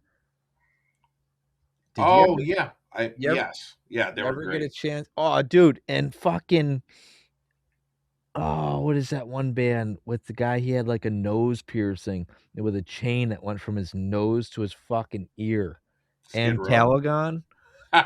Yeah, and Caligon. Yeah. Oh yeah, yeah. He's awesome. I forget his first name. Damn it. Yeah, he's they were cool. But his other band before that was better in my opinion. Sarkis. You ever hear them? I didn't make it to that Oh, one. they That were was fucking. before me, They I were think. really cool. They were like kind of like a Burzum with keyboards. Really awesome. What? Yeah, Burzum. Okay, yeah. okay. Yeah, it's crazy how many like, now I think about it, like, looking back, how many fucking bands that were, like, really goddamn good that they played for, like, a year or 2 years, and then they disappeared, you know? But fuck. Okay, if you were to relive any local show, what would it be? Probably the first Pigmaster show with Windbreed, Lethargy, and Pigmaster. Not my band that I really cared about, but to see Pigmaster's very first show. Um, Pigmaster. there were Rochester legends, man. That you have to check them out, dude. I don't know how to explain what they sound like. They're like all amazing metal, and I can't explain it. But Pigmaster, Penny Arcade, Rochester. they're just one of the most amazing bands that was ever in Rochester, and they were around for like they broke up. They were Dude, around he's for got maybe dreads, 3 years. I think. Ozzy, he's from Rochester. He's now the Megadeth drum tech guy. But everyone was in. They were like the biggest, one of the biggest. They were like just as big as Lethargy at the time. We were huge, man. They were amazing. I can't even explain what they had. A lot of like I don't like Primus, but they have like they have all kinds of thrown together, all the best kinds of like heavy music and alternative rock. But it was like I mean, they with got a some death MySpace vocals link, too. that's all that fucking Oh, really? it's That's like it? yeah, yeah, Booze to Incredible. Xmas? Booze for Christmas. Yeah, I sang on the demo a little bit. You have to I don't know if you'd like it. It's pretty crazy and just it's kind of like if Frank Zappa was like modern, you know what I mean? Yeah. Was in a metal band too. It's hard to explain the kind of music it is. I can't explain it, but they were one of the first ones at Watchmen Al Studio. Beeman is a Jew? Yeah. That's when you Or can say stuff like that. I think he is Jewish too. I'm not even sure, but fork he's hole infection. yes, the greatest. Oh, dude, you ask anyone about Pigmaster. Ask Doug about Pigmaster. He'll set you straight. He'll be like legends. They were like as big as Lethargy back in the day. They were just in. You could not. No one could match them. You know, they were just incredible. Dude, the fucking I don't even know what to say. Them and I within. never really I'll be honest with you, dude, like, I was kind of, uh, how do I put this? I didn't my first social media platform was Facebook. What Okay. I didn't make the MySpace trend. Yeah. Well, Uh, you're probably too young, maybe. yeah, like, I didn't really get a computer when I was younger. I got I iPods. was like 32 when I got my first computer. You Yeah, know, yeah, but this Pigmaster, I mean, they look like they were a cool band, I mean, dude, they were amazing. I can't explain it. I'm pretty sure you would like it. I mean, the cool thing is they were like all the great things about like underground music all in one band. You know, every the guitar player was like Steve Vai level amazing. You know what I mean? Like I'm not even kidding you. He was ridiculous. You know, Bass player was amazing. The Ozzy. vocalist definitely looks kinda unhinged, I love it. Oh, yeah, dude, yeah. They're legends, dude. You ask anyone in Rochester who's like probably W over 40, they'll be like, "Oh my god." Okay, here's a good question for you. Who's got all the Penny Arcade videos? Like, who's the ar Um, who's the archivist? well, there's a couple people. Um, this dude Dan that used to be in a Death Between Seasons. He's his YouTube follower is I think Kill That Cat. I think that's the name of his YouTube. I can find it for you and send it to you. He did a lot of them, like almost all of them. I think. Like I'm gonna see like I'll look at Pigmaster right now on YouTube, and I think that's probably the best one you can find. He documented a lot. Um, so Vertex, 1995. This is the show I'm talking about. This is their first show. Last Exit for the Lost. He does a radio show, and then Oh, yeah. So Soraya, and then oh, so Hash you're Thrash is so the you're other one. saying that yeah, Hash Thrash is Yep, the channel that I'm looking at. yep. He does everything you can think of. Like all he was back. He was in Oh, the dude, he's got fucking, like, videos from '02 and shit? from the '90s. Oh yeah, he's really really. His name's Dan. They used to Wow. play at Water Street Music Hall. Um, they used to sell it out, dude. Like Pigmaster, they play a lot with Lethargy and Pigmaster. I'm sorry, Bug. All like they're really big bands. They were like one of the top bands. Pigmaster. They played. Actually, the House of Guitars was going to sign them, like on Mirror Records, Wait, but the wait, you said singer was like, House of Guitars? House of Guitars has a label. They wanted to sign them. Yeah, Wait, back wait, in the day. they have a label? I never knew that. Yeah, called Mirror Records. I don't know if they still call it that. I don't know if they do it anymore, but I don't know if it was going to be on Mirror Records, but that was the Yeah. label they had back in the '80s, Um, but yeah, Pigmaster at Vertex. This It's is just fucking this channel is awesome, dude, like, so you're telling me there was only one guy with this channel, Hashmaster or Hash Hashtrash? Thrash. Yeah, He filmed all this. his name's Dan. Wow, Like dude. the ones in Rochester, but I think he also started to. So he lives in California, but he also used to. I would see stuff that he posted that are from like all over the place. Like, see, he's in a band called Connoisseur. I don't know if he's. It I don't just know if seems he's like in he that. just fucking, like, traveled and just fucking He said, did, "Fuck it." yeah. Yeah, there's Ken Mode. Yeah, there's everything. Iron Lung, ISIS, High on Fire. His I hero's gone. alls I can say is I respect somebody if he did all of this himself, that's so much fucking effort. Yeah, I can't be sure, but definitely all the Rochester ones and all the California ones, I know for a fact he did those. He may have done these. Maybe he collected and uploaded. I'm not sure about the other ones, but Yeah, it's just I love that, dude. Because it's like, for example, like, I never lived the years of fucking, um, the Penny Arcade, yeah, right? And, like, for example, like, my documentary, like, for example, like, I filmed at Stamps. Stamps isn't a fucking place anymore. I heard about, but I never went to it. Yeah, probably a good thing. They had a fucking they had a goddamn pole in the center of the stage. What? That sounds like Bosco's. That was in Rochester. Yeah, a ginormous beam directly in the middle of the stage. Oh, Just for real? yeah. That's kind of suck. Does that place Buffalo Rock and Saloon still open? Oh, yeah, from And my what about Cougar understanding, Lounge? Is yeah. that still open? I mean nobody really goes there, though. That's kinda the how do I What put about this? the Tudor Lounge? I've never been there. I've never Okay. been to Are Tudor you Lounge. from Rochester or Buffalo? I'm from, so have you been to Lock well, you've been to Lockport. Of course. So I'm about 20 minutes north of Lockport towards Lake Ontario in a small town called Newfane. Oh, I've heard of it, yeah. So that's where Um, you're from. yeah, Oh, that's okay. right. Why did you Um, move to Rochester at one point? um, I went to college in Alfred, New York. Okay. Um, I got a degree to be an electrician. I said, "Fuck." I wanna be independent. I tried that, pandemic hit, and then I was like, "God damn it, I have no money, I need to move back home." Oh, well, Alfred's not near Rochester, right? Alfred is about 2 hours south of Rochester. Okay, so you moved to Rochester to go to Alfred? I went to college for 2 years. Oh, in Alfred, Yes. and then moved to Rochester. And yeah, and then I was like, Oh, "Damn." Well, what happened I'll be honest with you, what happened was, at the time, I picked up my dad was nice enough to get me a photography camera because I was like, "Dad, I wanna get into concert photography."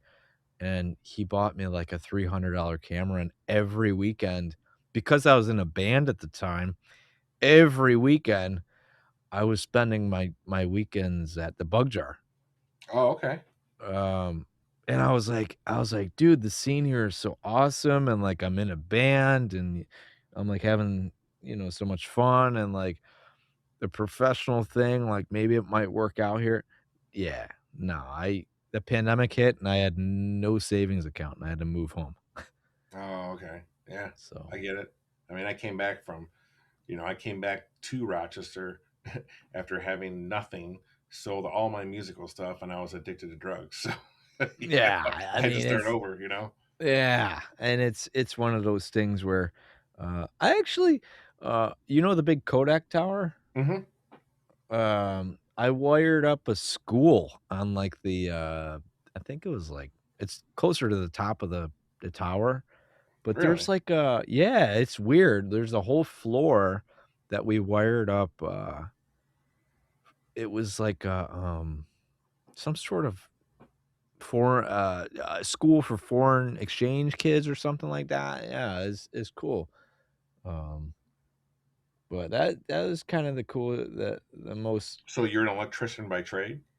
I have a degree, but to be honest with you, like, um, I don't how would I say it?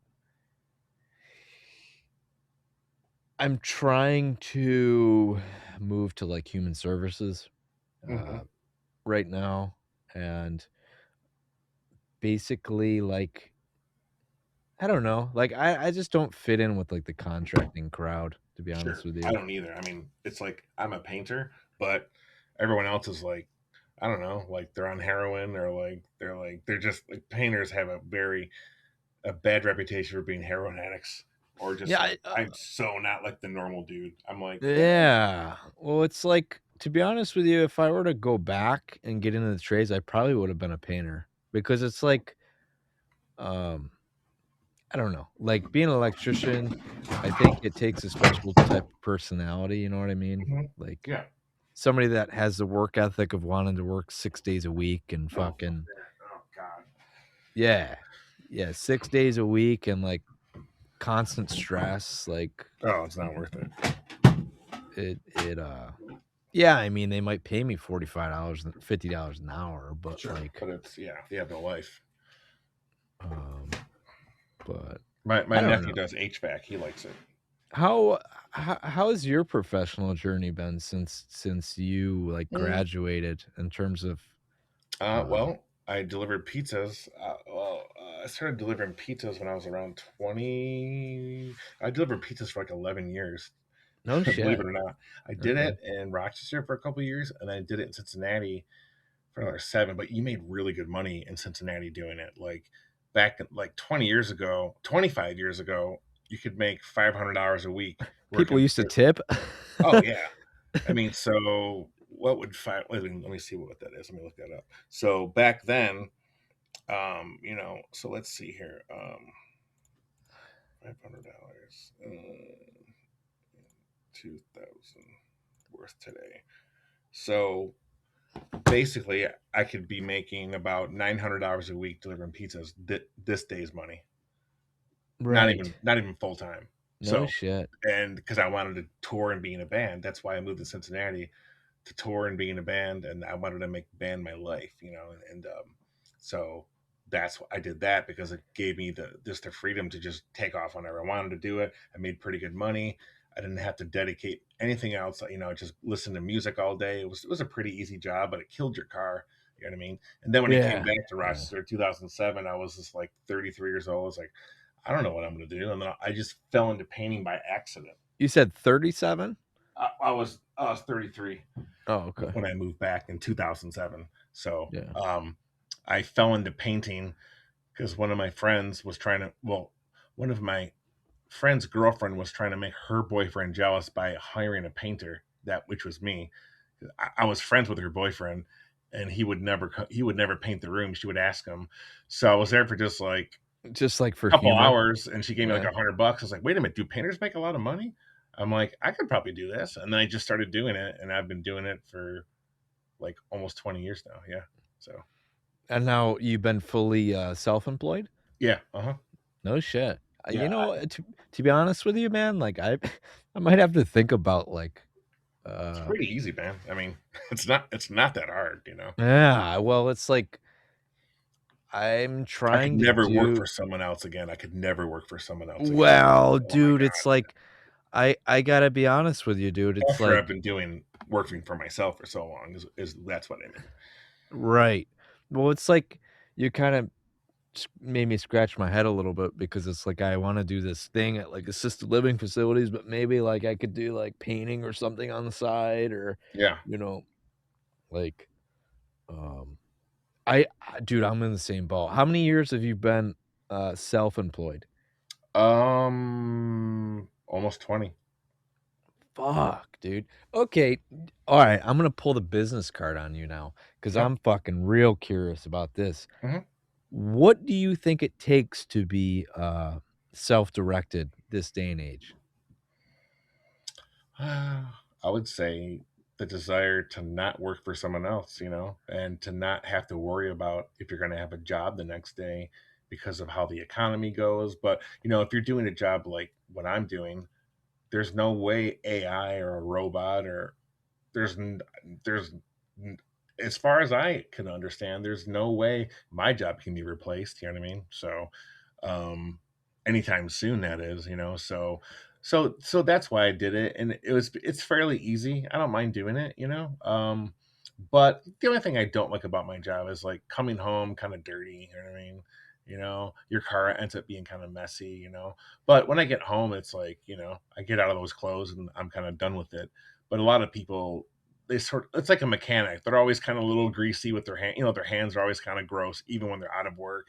You don't understand what I'm saying? Like Yeah. it's hard to separate yourself from a job that's messy, but I do it pretty well. But I would say, what does it take? For me, it was just not wanting to assimilate to society in 100% because I just don't believe that I fit in it or that I want to fit in it the way that it is. It does not have the values that I have.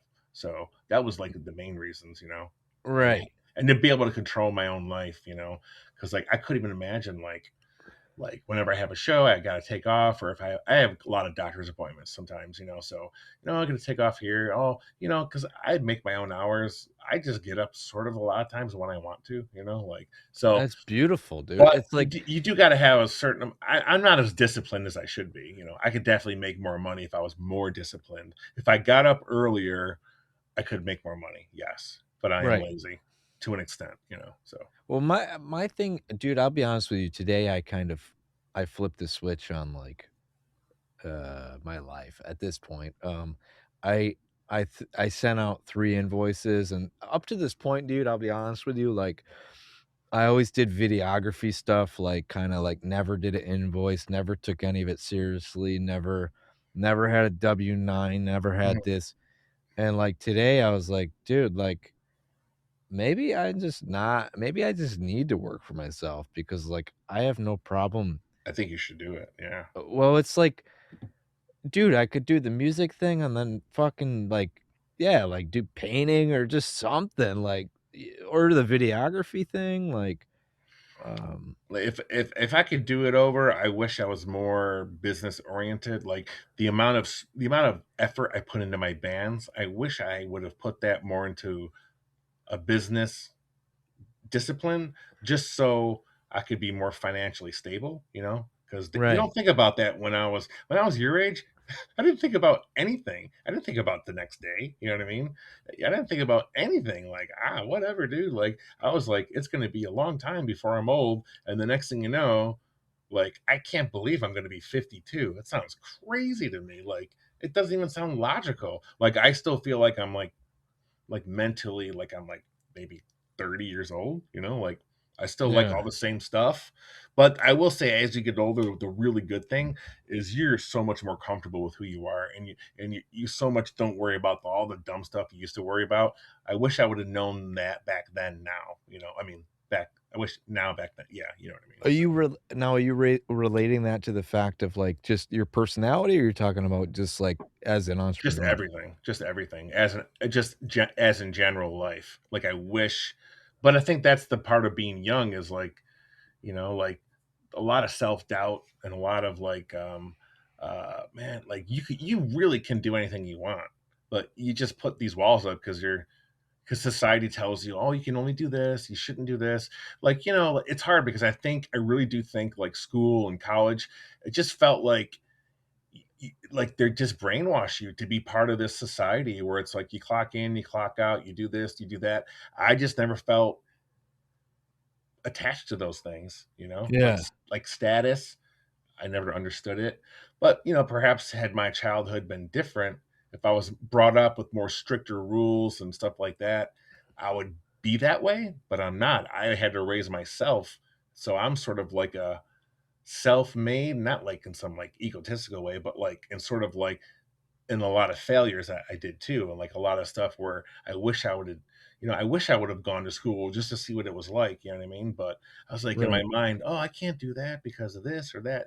Like you give yourself all these excuses why you can't do things.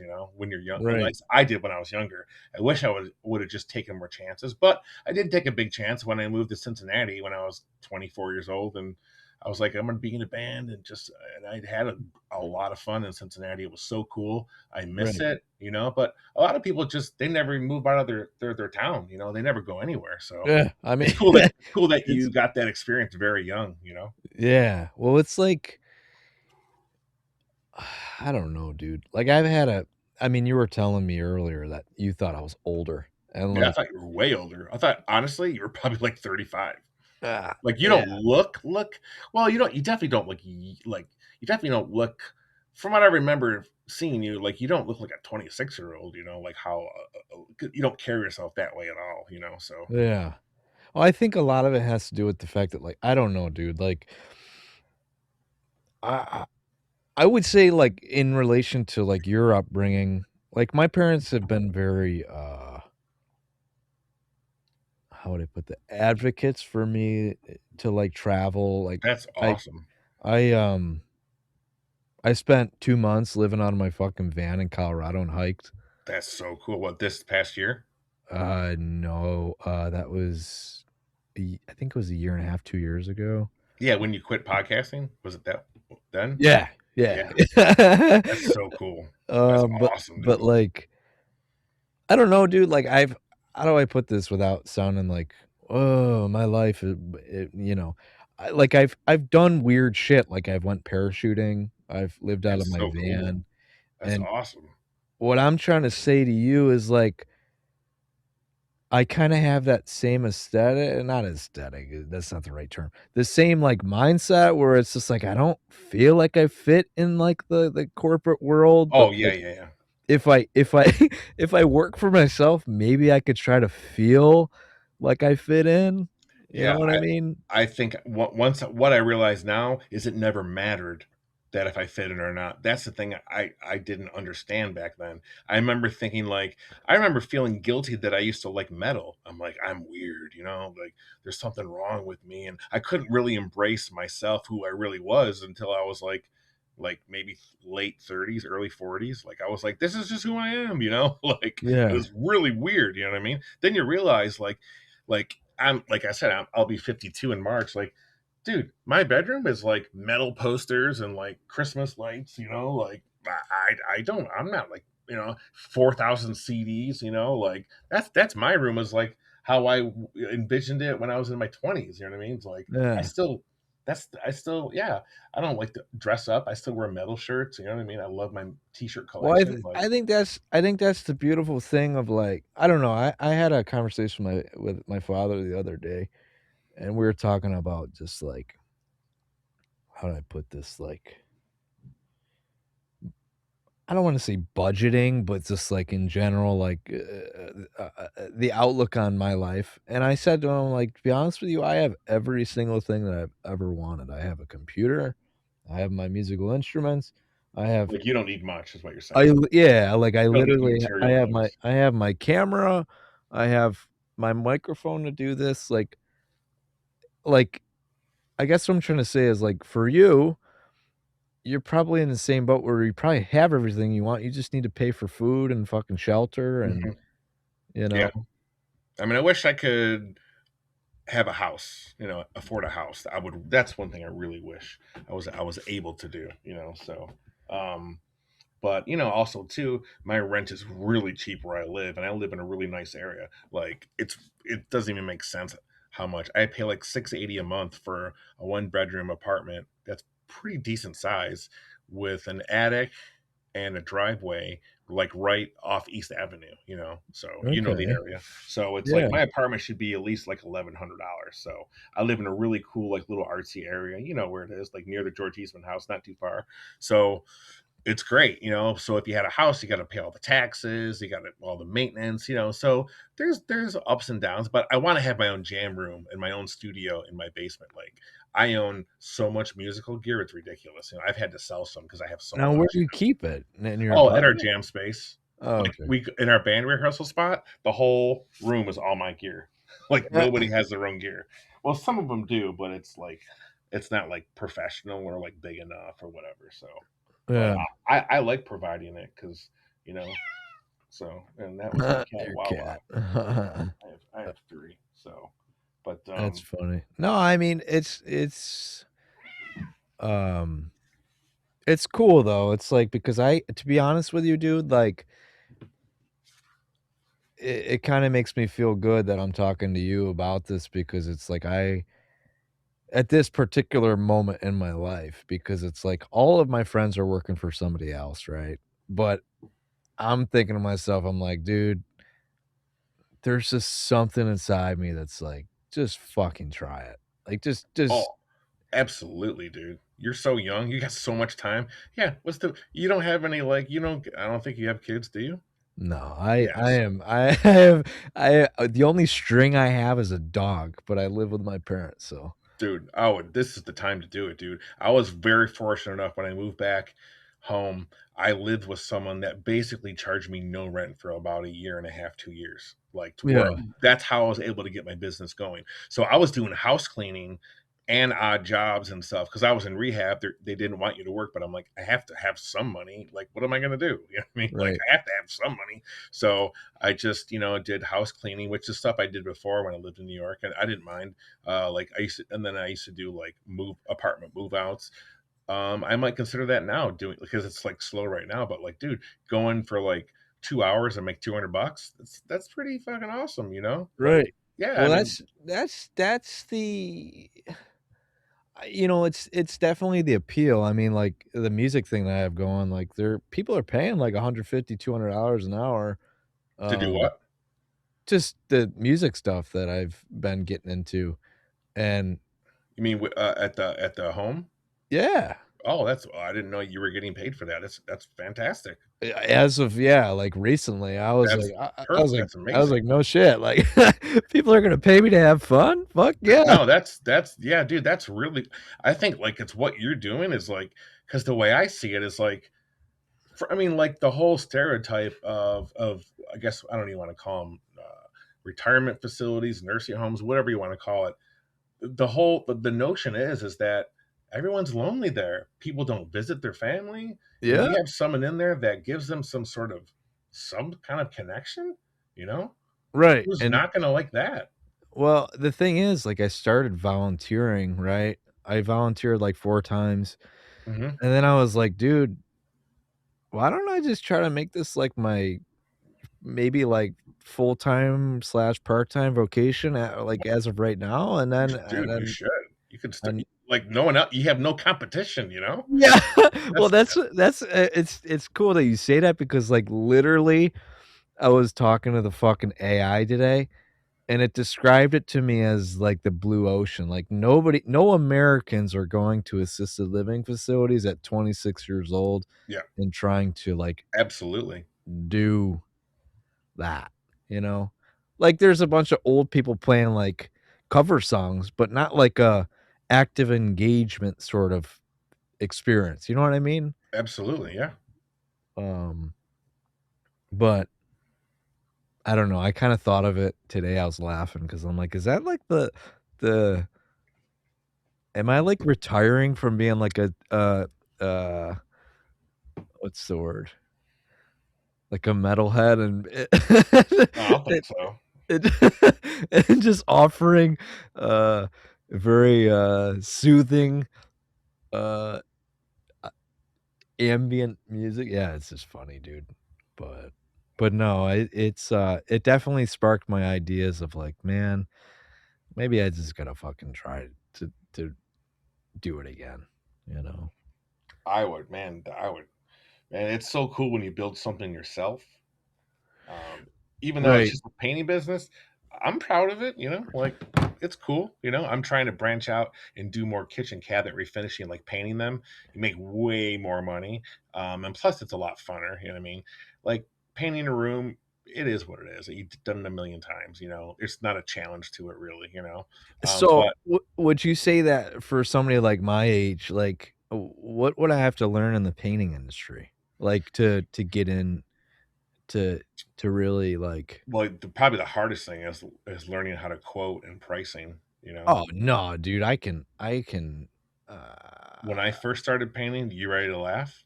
what? I would charge $50 a room. Not What kidding you. how I much? didn't 50. Oh, fuck. I didn't know anything. Like then I said 75 and then I went up to 100 and then like I didn't know. Like I had no one to compare myself to. I had no fucking clue. Like but now you know, for a long time now, I obviously I knew well because I got in with other people and I got in. But yeah, now I obviously I still don't charge as much as I should for the kitchen cabinets, but if I can make some people can charge $5,000 for kitchen cabinets because they Well, spray them, you know. my thing But is if I like, I'm already gonna be starting to branch out to, like, Williamsville and, like, Orchard Park and nicer parts because of this music shit. mhm. If I could just start finding, like, neighborhoods that might need help with painting in the middle of it all, like, maybe Honestly, that what I would do, I would probably do this. I would probably just go call some of these like independent contractors to take let them teach you, you know what I mean? Go under their wing and learn like how to paint. That's what I would say. And then slowly go out on your own. You know, I just started advertising on Craigslist. That's how I started, and no Facebook, shit. and that's it. It just grew from there. And then I sometimes I get calls for people want me to paint in Buffalo, but I'm like, it's too far, you know. But Yeah. I painted one of Doug's houses before he moved away. When he Now moved into his house a long time ago. now when you say, paint, right, I think of walls. Yeah, N that's you yeah. said something about Kitchen. cabinets. Yeah, Is ki that's so I do interior painting, I do wallpaper removal, and then kitchen cabinet refinishing, but it's really like kitchen cabinet. You basically you sand down the polyurethane on the wood if they haven't been painted before. Then you use a primer and then a top. There's like a certain special kind of paint you use for cabinets. Um, yeah, and then you can make like you know, minimum of like 2,500 up to $4,000. You know. Jesus Christ! And For like the a and for like a refinishing the cabinets. yeah, like I did the last cabinet job I did, it took me about 8 days, 9 days, and it was like $4,000. So, here's a question, if I went on YouTube and Mhm. on the side and I just started watching a shit ton of Sure. painting Yeah, videos, yeah.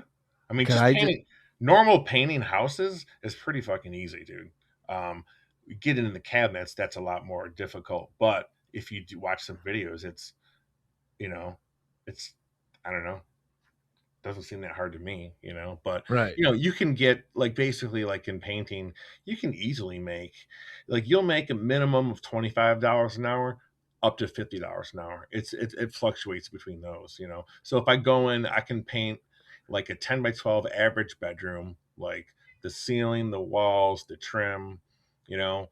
It can take me 2 days, maybe, roughly it's about 2 days, maybe sometimes 3, and make about, like, $500, roughly. Sometimes it's more. Yeah, but Sometimes I it's, mean, like, 600, yeah, but the thing is, like, you're making $500 in 2 days, Yeah, right? yeah. And, like, and I was laughing with my father today because I'm like, I used to work at this really fucking horrible job. They literally made plastic bags for, like, Aldi's, like, Oh, peanuts and shit, and oh god.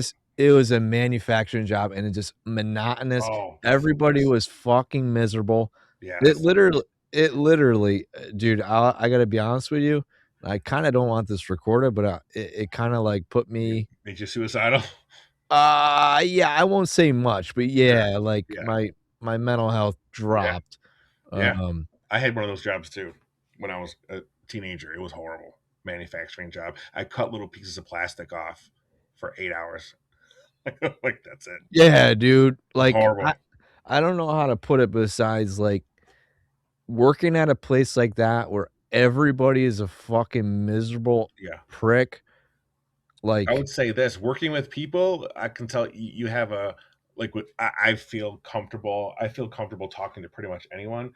You seem to sort of have that comfortableness about you. You seem like you like people, so that'll be really good. It's easy to sell yourself that way. You can talk, you communicate with people, you'll be fine at the job. You'll learning it, the communication is the best thing, is the hardest thing I think, just for any job. If you got good communication skills, and some confidence, that's really everything. A lot of painters or contractors, like they're just dumb. They don't know how to talk to people. They make the customers uncomfortable. All kinds of stuff like that. or they're fucking shady. Yeah, yeah. But Like, they might quote I'm assuming they might quote you 200, and then when they leave, they say, "Oh, it was actually 900." Yeah, people do that. Like they'll say, like, well, like I tell customers, like, it's not an estimate, it's a quote, meaning the price will not change. I go, some people will come in here and say, oh yeah, and then, oh, I had to do an extra coat. It's an extra $300. I'm like, that happens. So you have to ask, is this an estimate or a quote? You have to know the difference. An estimate means it can change. It's like when you take Yeah, your car in to get brakes. Yeah, they give you an estimate of around 300, but then it turned out to be 600 because they had to put calipers on. That's just how people are sometimes. So you got to right. figure, so, but kitchen cabinets is really fun to do. I really like doing it. Yeah. It's Yeah, not I that mean, hard. it definitely what you're saying is that's, like, the breadwinner in the Oh, industry to totally, make dude. money. Yeah, dude. I mean, I make a roughly about 1,000 a week, roughly, maybe 900, 1,000 a week. But then when I'm Jesus. doing cabinets, 2,000, 3,000. But you don't get them that much. Like, I'll get a handful a year. So I used to do more, maybe like 7 or 8 a year. But it's slowed down a lot for cabinets, but I just started making um signs that have the cabinets on the other side and normal wall painting. So yeah, if you get a couple of cabinet jobs, man, you do one cabinet job, you're like set for the whole month basically, which is Yeah. pretty Now cool. So, now do and there's not a you lot of competition either, to be honest with you, in painting? in kitchen cabinet painting, refinishing. Okay. Yeah. Yep, What were you asking me okay. about painting? So, um, what was I gonna say? Fuck, what was I gonna say? God damn it. I'm losing it. Uh, Um, Learning how to paint or something, or how oh, to no, no, no, this is what I was gonna ask you. So you said something important that I caught. You said, "If you were more business oriented, you'd probably Yes. make a lot more money." Yes. Meaning if I got up earlier and was very disciplined, like, if I was someone who got up at 7 o'clock and like started my jobs at 7:30, I'd make more money. Absolutely. I'd be in and out faster, but I just don't have that big drive to be like, oh yeah, mainly because I don't really get a lot of I don't really get a lot of good sleep. I wake up quite a bit in the night. So I usually, when I wake up in the morning, I feel awful. So I'm like, So I'm not a morning person, even though I have to get up like around 8 or 9 usually. During the week. So I usually do like 9 to 5 work. But if someone's like not at the house, I might not show up till 10, depending. You know what I mean? Like just on certain days, I may or may not go there until 10 or something. Or if I'm like really ahead, I'll just go in a little bit later or something like that. As long as the people are happy and you're not falling behind, you can sort of gauge it yourself. But if people are home, it's different. Then you kind of want to be there at a certain time every day. But I've Right. made a lot of really good friends. So I Yeah. I become would friends assu with a lot of my customers. Yeah. right. Right, and that's kinda like that's the thing I've been learning about the assisted living facilities where it's like the interesting part about them is, like, they want you to come back every month, and that's kinda good in the sense that, like, if you're Just once a month. well, it could change. I've Hmm. been offered once a month, but I've also been offered once a week where I'm like, "Fuck." Sure. Yeah. Um, but That I sounds guess awesome. yeah, I mean, I guess what I'm trying to say is, like, painting, like, yeah, it's like a one-off job, but, like, it seems like with assisted living facilities with quote, unquote, "entertainment," like, they're always trying to get, like, a consistent, uh if they like you, to have you come back, Yes. Yeah. you Yeah. know, Yeah. which is Absolutely. Yeah. which is cool. I've done a Um, lot of like, I mean, I'd say 60% of my work now is repeat customers. So, yeah, which is really cool. right. I mean, you said 20 years though, right? Yeah. So at this point, you don't make just cold calls trying to find customers. No, no, no. Even though sometimes I will text customers. I've been doing that just recently a little bit. Certain people that I remember, they maybe wanted some more work done, but we didn't get to it. Or someone that was planning on, they weren't sure that maybe they were going to add more. Like so. Right now, I just finished my last job last week, so now I have to have absolutely nothing right now. But usually I was very lucky. Usually around this in the winter time, you might have a time where it's like you'll have some downtime a little bit, but um, it's usually maybe a week here or there or something like that. Like, Yeah, but think about that, dude. Like, there's just something okay, I'm at a point where it's just like, you know, okay, if I can get past, like, the anxiety part of not being able to pay rent a month or 2 months or something like that, hmm like, just the fact of being like, "Yeah, I'm gonna take a fucking vacation." You know what I mean? hmm Like, whenever you want, kinda, like, come summertime and your normal boss will be like, "Yeah, you got 3 days." Like, yeah, you know what I mean? yeah, it's that freedom. That freedom to live your life the way you want is a huge motivator of why I would recommend it. I mean, if at your age, if you're not feeling like, well, you went out and did college, and then you probably took a loan out or whatever. So now, like, No, I paid it off, but oh, it good for I you. yeah, I paid it off, but it was like 13 fucking thousand Was it so? dollars. It's something you're probably never going to use again. Like, I don't know, dude. I just to be honest with you, electrical work, I could do, like, stuff around the house, but, industrial, like, I just don't really feel the anxiety doesn't weigh the amount of money. Like, how do I put this?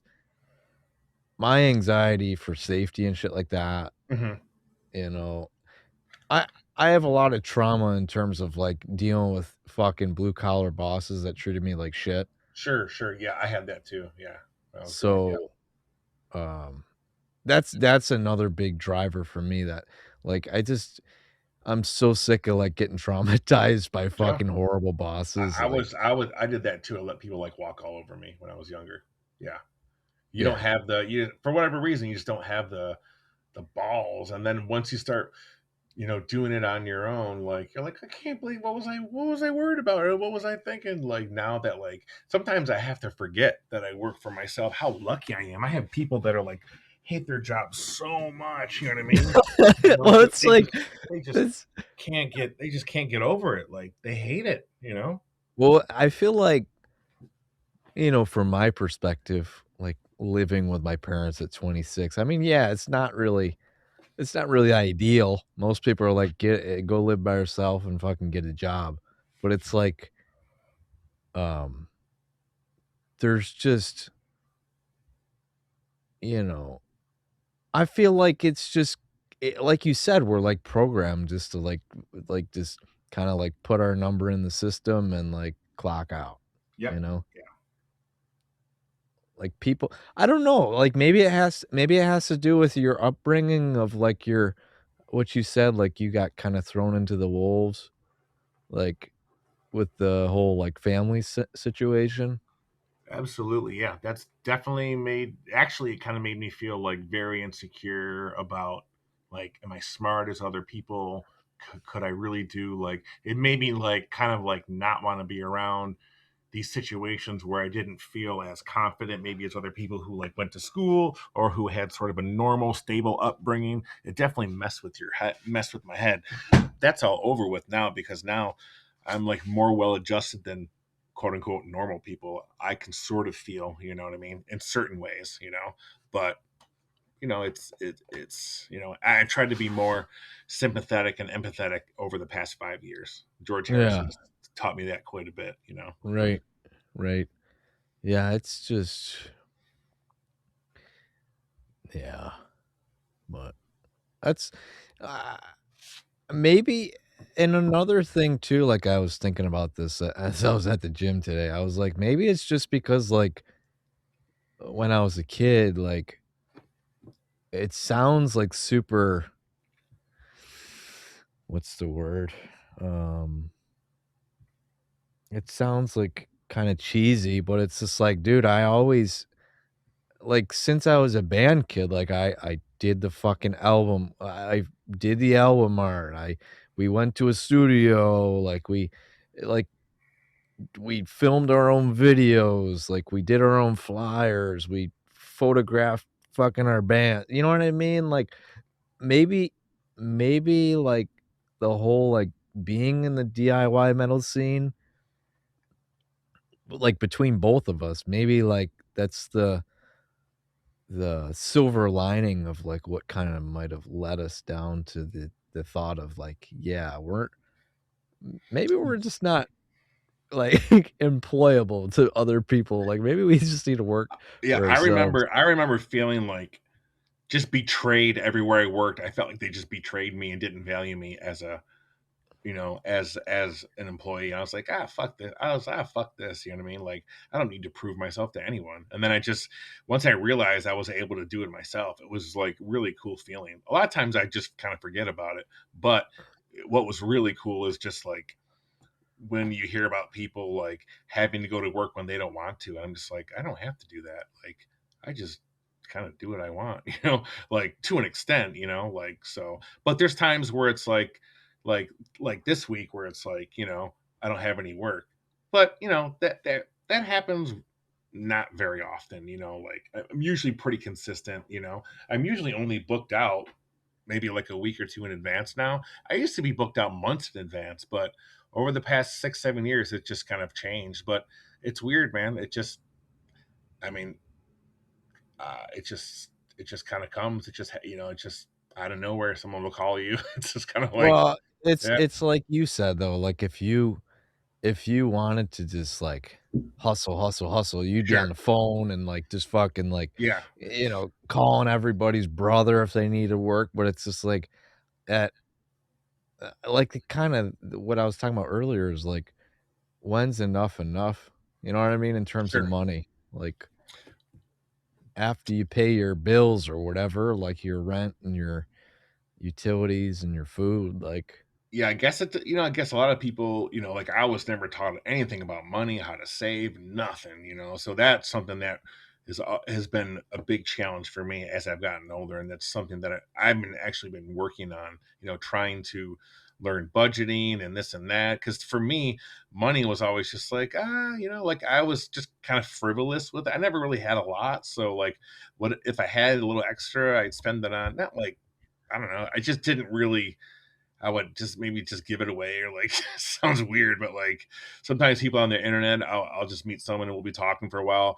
I'll hear that they're in a bad situation. I'll just like shoot them some money, like not a lot, but like, and some people are like, why do you do that? You don't know them. Like there's someone in Gaza I've set up a GoFundMe for, and I've sent out some money to him. Not really a lot, maybe like a couple $100, but like, hey, if this dude can like, that's food for him and he doesn't have any other way and I'm helping someone get food, like that makes me feel really pretty damn good, so not just doing it for me but knowing that I'm really helping someone is important. So Right, you know right.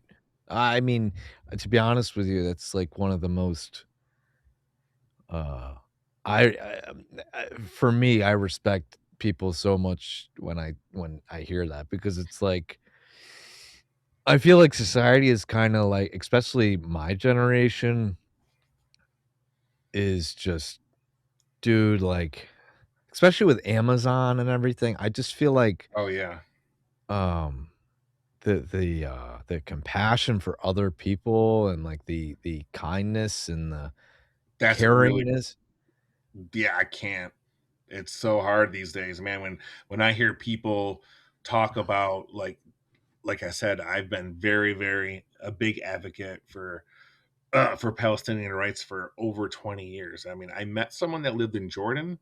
We became really close. I didn't know anything about, if you want to call it a conflict or whatever.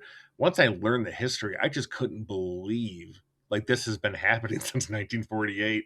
And Yeah. when I try to talk about, people know nothing about the situation. All they know is Muslims are terrorists. That's all they know. And Israel, oh, those people got they were in the Holocaust, and well, they must be good people. Like, and that's about what most people know, which is ridiculous. It's like, and they don't know the nuance of the situation. Like they have no idea that like that Palestinians do not control their water, their food source, nothing. They are not allowed to leave, like in Gaza. They're not allowed to leave even before October 7th. They're not allowed. They can't escape. So you have these people in an open air prison just languishing. They can't. They can only go out. They can barely even fish their own waters. Like they're stuck in perpetuity of just like enslavement. You know what I mean? Like they have. I mean, before October 7th, I believe the unemployment rate was like 60%. It's like Holy fuck. yeah, dude, we had the depression when ours was like 28%, I believe. So like people just don't know the stories of how these people live. And it's not just them, but just in general, like there is a lot of suffering going on in the world. And it's like, man, like it really pisses me off when people don't treat other people like not they're not equal. I have Yeah. some friends where like that are just like, I'm like, do you not see like how crazy like wars are and like how just human life is just means nothing to so many people? Like I don't Yeah, I don't well, get it. it's just I mean, this is a huge conversation Of starter, course, but yeah. it's just like, I think one of the biggest reasons, I'm relating this to where I'm at right now with, you know, focusing on human services and mental Correct. health, Yeah.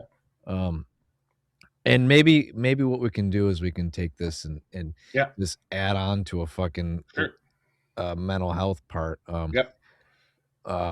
but I think just in general, my generation is so fucked, and I'm not saying this in a pessimistic way, I'm just saying it from a, yeah, our generation, it's more challenging to survive, right? Um, in terms of, like, shit being expensive, right? Yeah. Yeah. It's crazy. Um $38 trillion in debt. the interest, Yeah, the interest, yeah, is just but yeah. I don't know, I just feel I just have this weird feeling, I mean, like, I have a lot of good friends that are, they're very caring and this, that, the other thing, but there's the other half of the fucking society that I just can't, um I don't know, there's, like, a very, like, focused on yourself sort of atmosphere, especially in Buffalo, dude, because it's, Hmm. like, blue collar and, like, Hmm. um, I just can't, like the kindness to other people, like, it's so fucking easy to do, Yeah. but it's like I just dude, I see it It's like not for a lot of people, which is really sad. yeah, well, it's just like, dude, I fucking saw like today, dude, I'm, like, driving, and there's a fucking plow truck passing me. I'm like, "Bro, am I really going that slow?" Like like, Really? yeah, I'm like, "What the fuck, dude? Like, am I going that slow?" Um, but yeah, I don't know. I think Rochester, to be honest with you, is a little bit better, Really? Okay. but Buffalo, it can be I don't know. Maybe like I said, I mean, it's it's a whole different topic, but I yeah, yeah. Compassion, dude. That's something that I've really like ever since October 7th happened.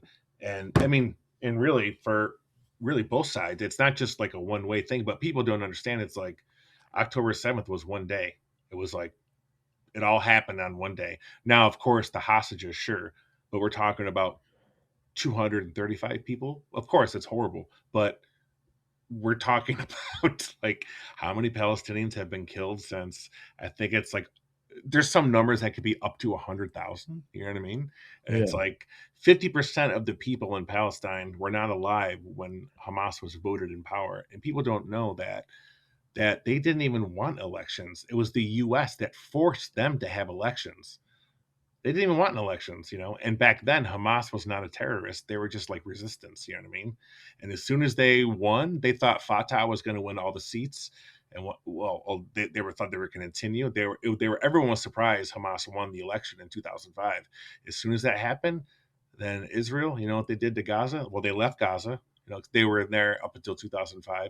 They left, and then they just barricaded everything, and then they were not allowed out. So yeah, for the past 21 years, they've been barricaded. They turn their power off whenever they want. They turn their water off, electricity, all the aid that's supposed to go to them goes through Israel first. And a lot of times they don't give it to them, or they give a little bit. They put them on a starvation diet. You know what I mean? There's one. If you like history, there's a guy named Daryl Cooper that does the whole history of the Palestinian and the Israeli conflict, if you want to call it that, up from like the 1700s, like from the beginning, and shows very nonpartisan, you know what I mean? Just shows how everything kind of came about. But what's really crazy is like, the UN Security Council, there's 5 countries that are in the UN Security Council. Israel is in violation, has been forever, years and years and years. But the US is the only country that vetoes any sort of reprimanding of what they're doing. So they've been violating international law for decades and decades, and the hmm, US is the only one that protects them. And then people don't understand this, but that's why we've had terrorists hate America, because our support, undying support for Israel, no matter what. I mean, they have nuclear weapons and they're not even part of the non proliferation nuclear treaty. They have illegal nuclear weapons, but yet we're bombing Iran, who doesn't even have nukes. You know what I mean? It's just yeah, so crazy. But it's like the world is crazy, and it's like there's corruption and this and that. I mean, not to get political, but to me it's just about, and it has nothing to do with politics. For me, it's just about human empathy, sympathy. I mean, if it was vice versa, I'd be like, what the fuck? I don't care what religion or what anyone's, but if you're getting, if you're genociding a whole people, and our taxpayers are paying for it, that just really bothers me. So to me, yeah, it's just about humanity, and just everyone's life is worth the same, is worth as much as the next person. So yeah, yeah. Here, I'm gonna pause this and say something.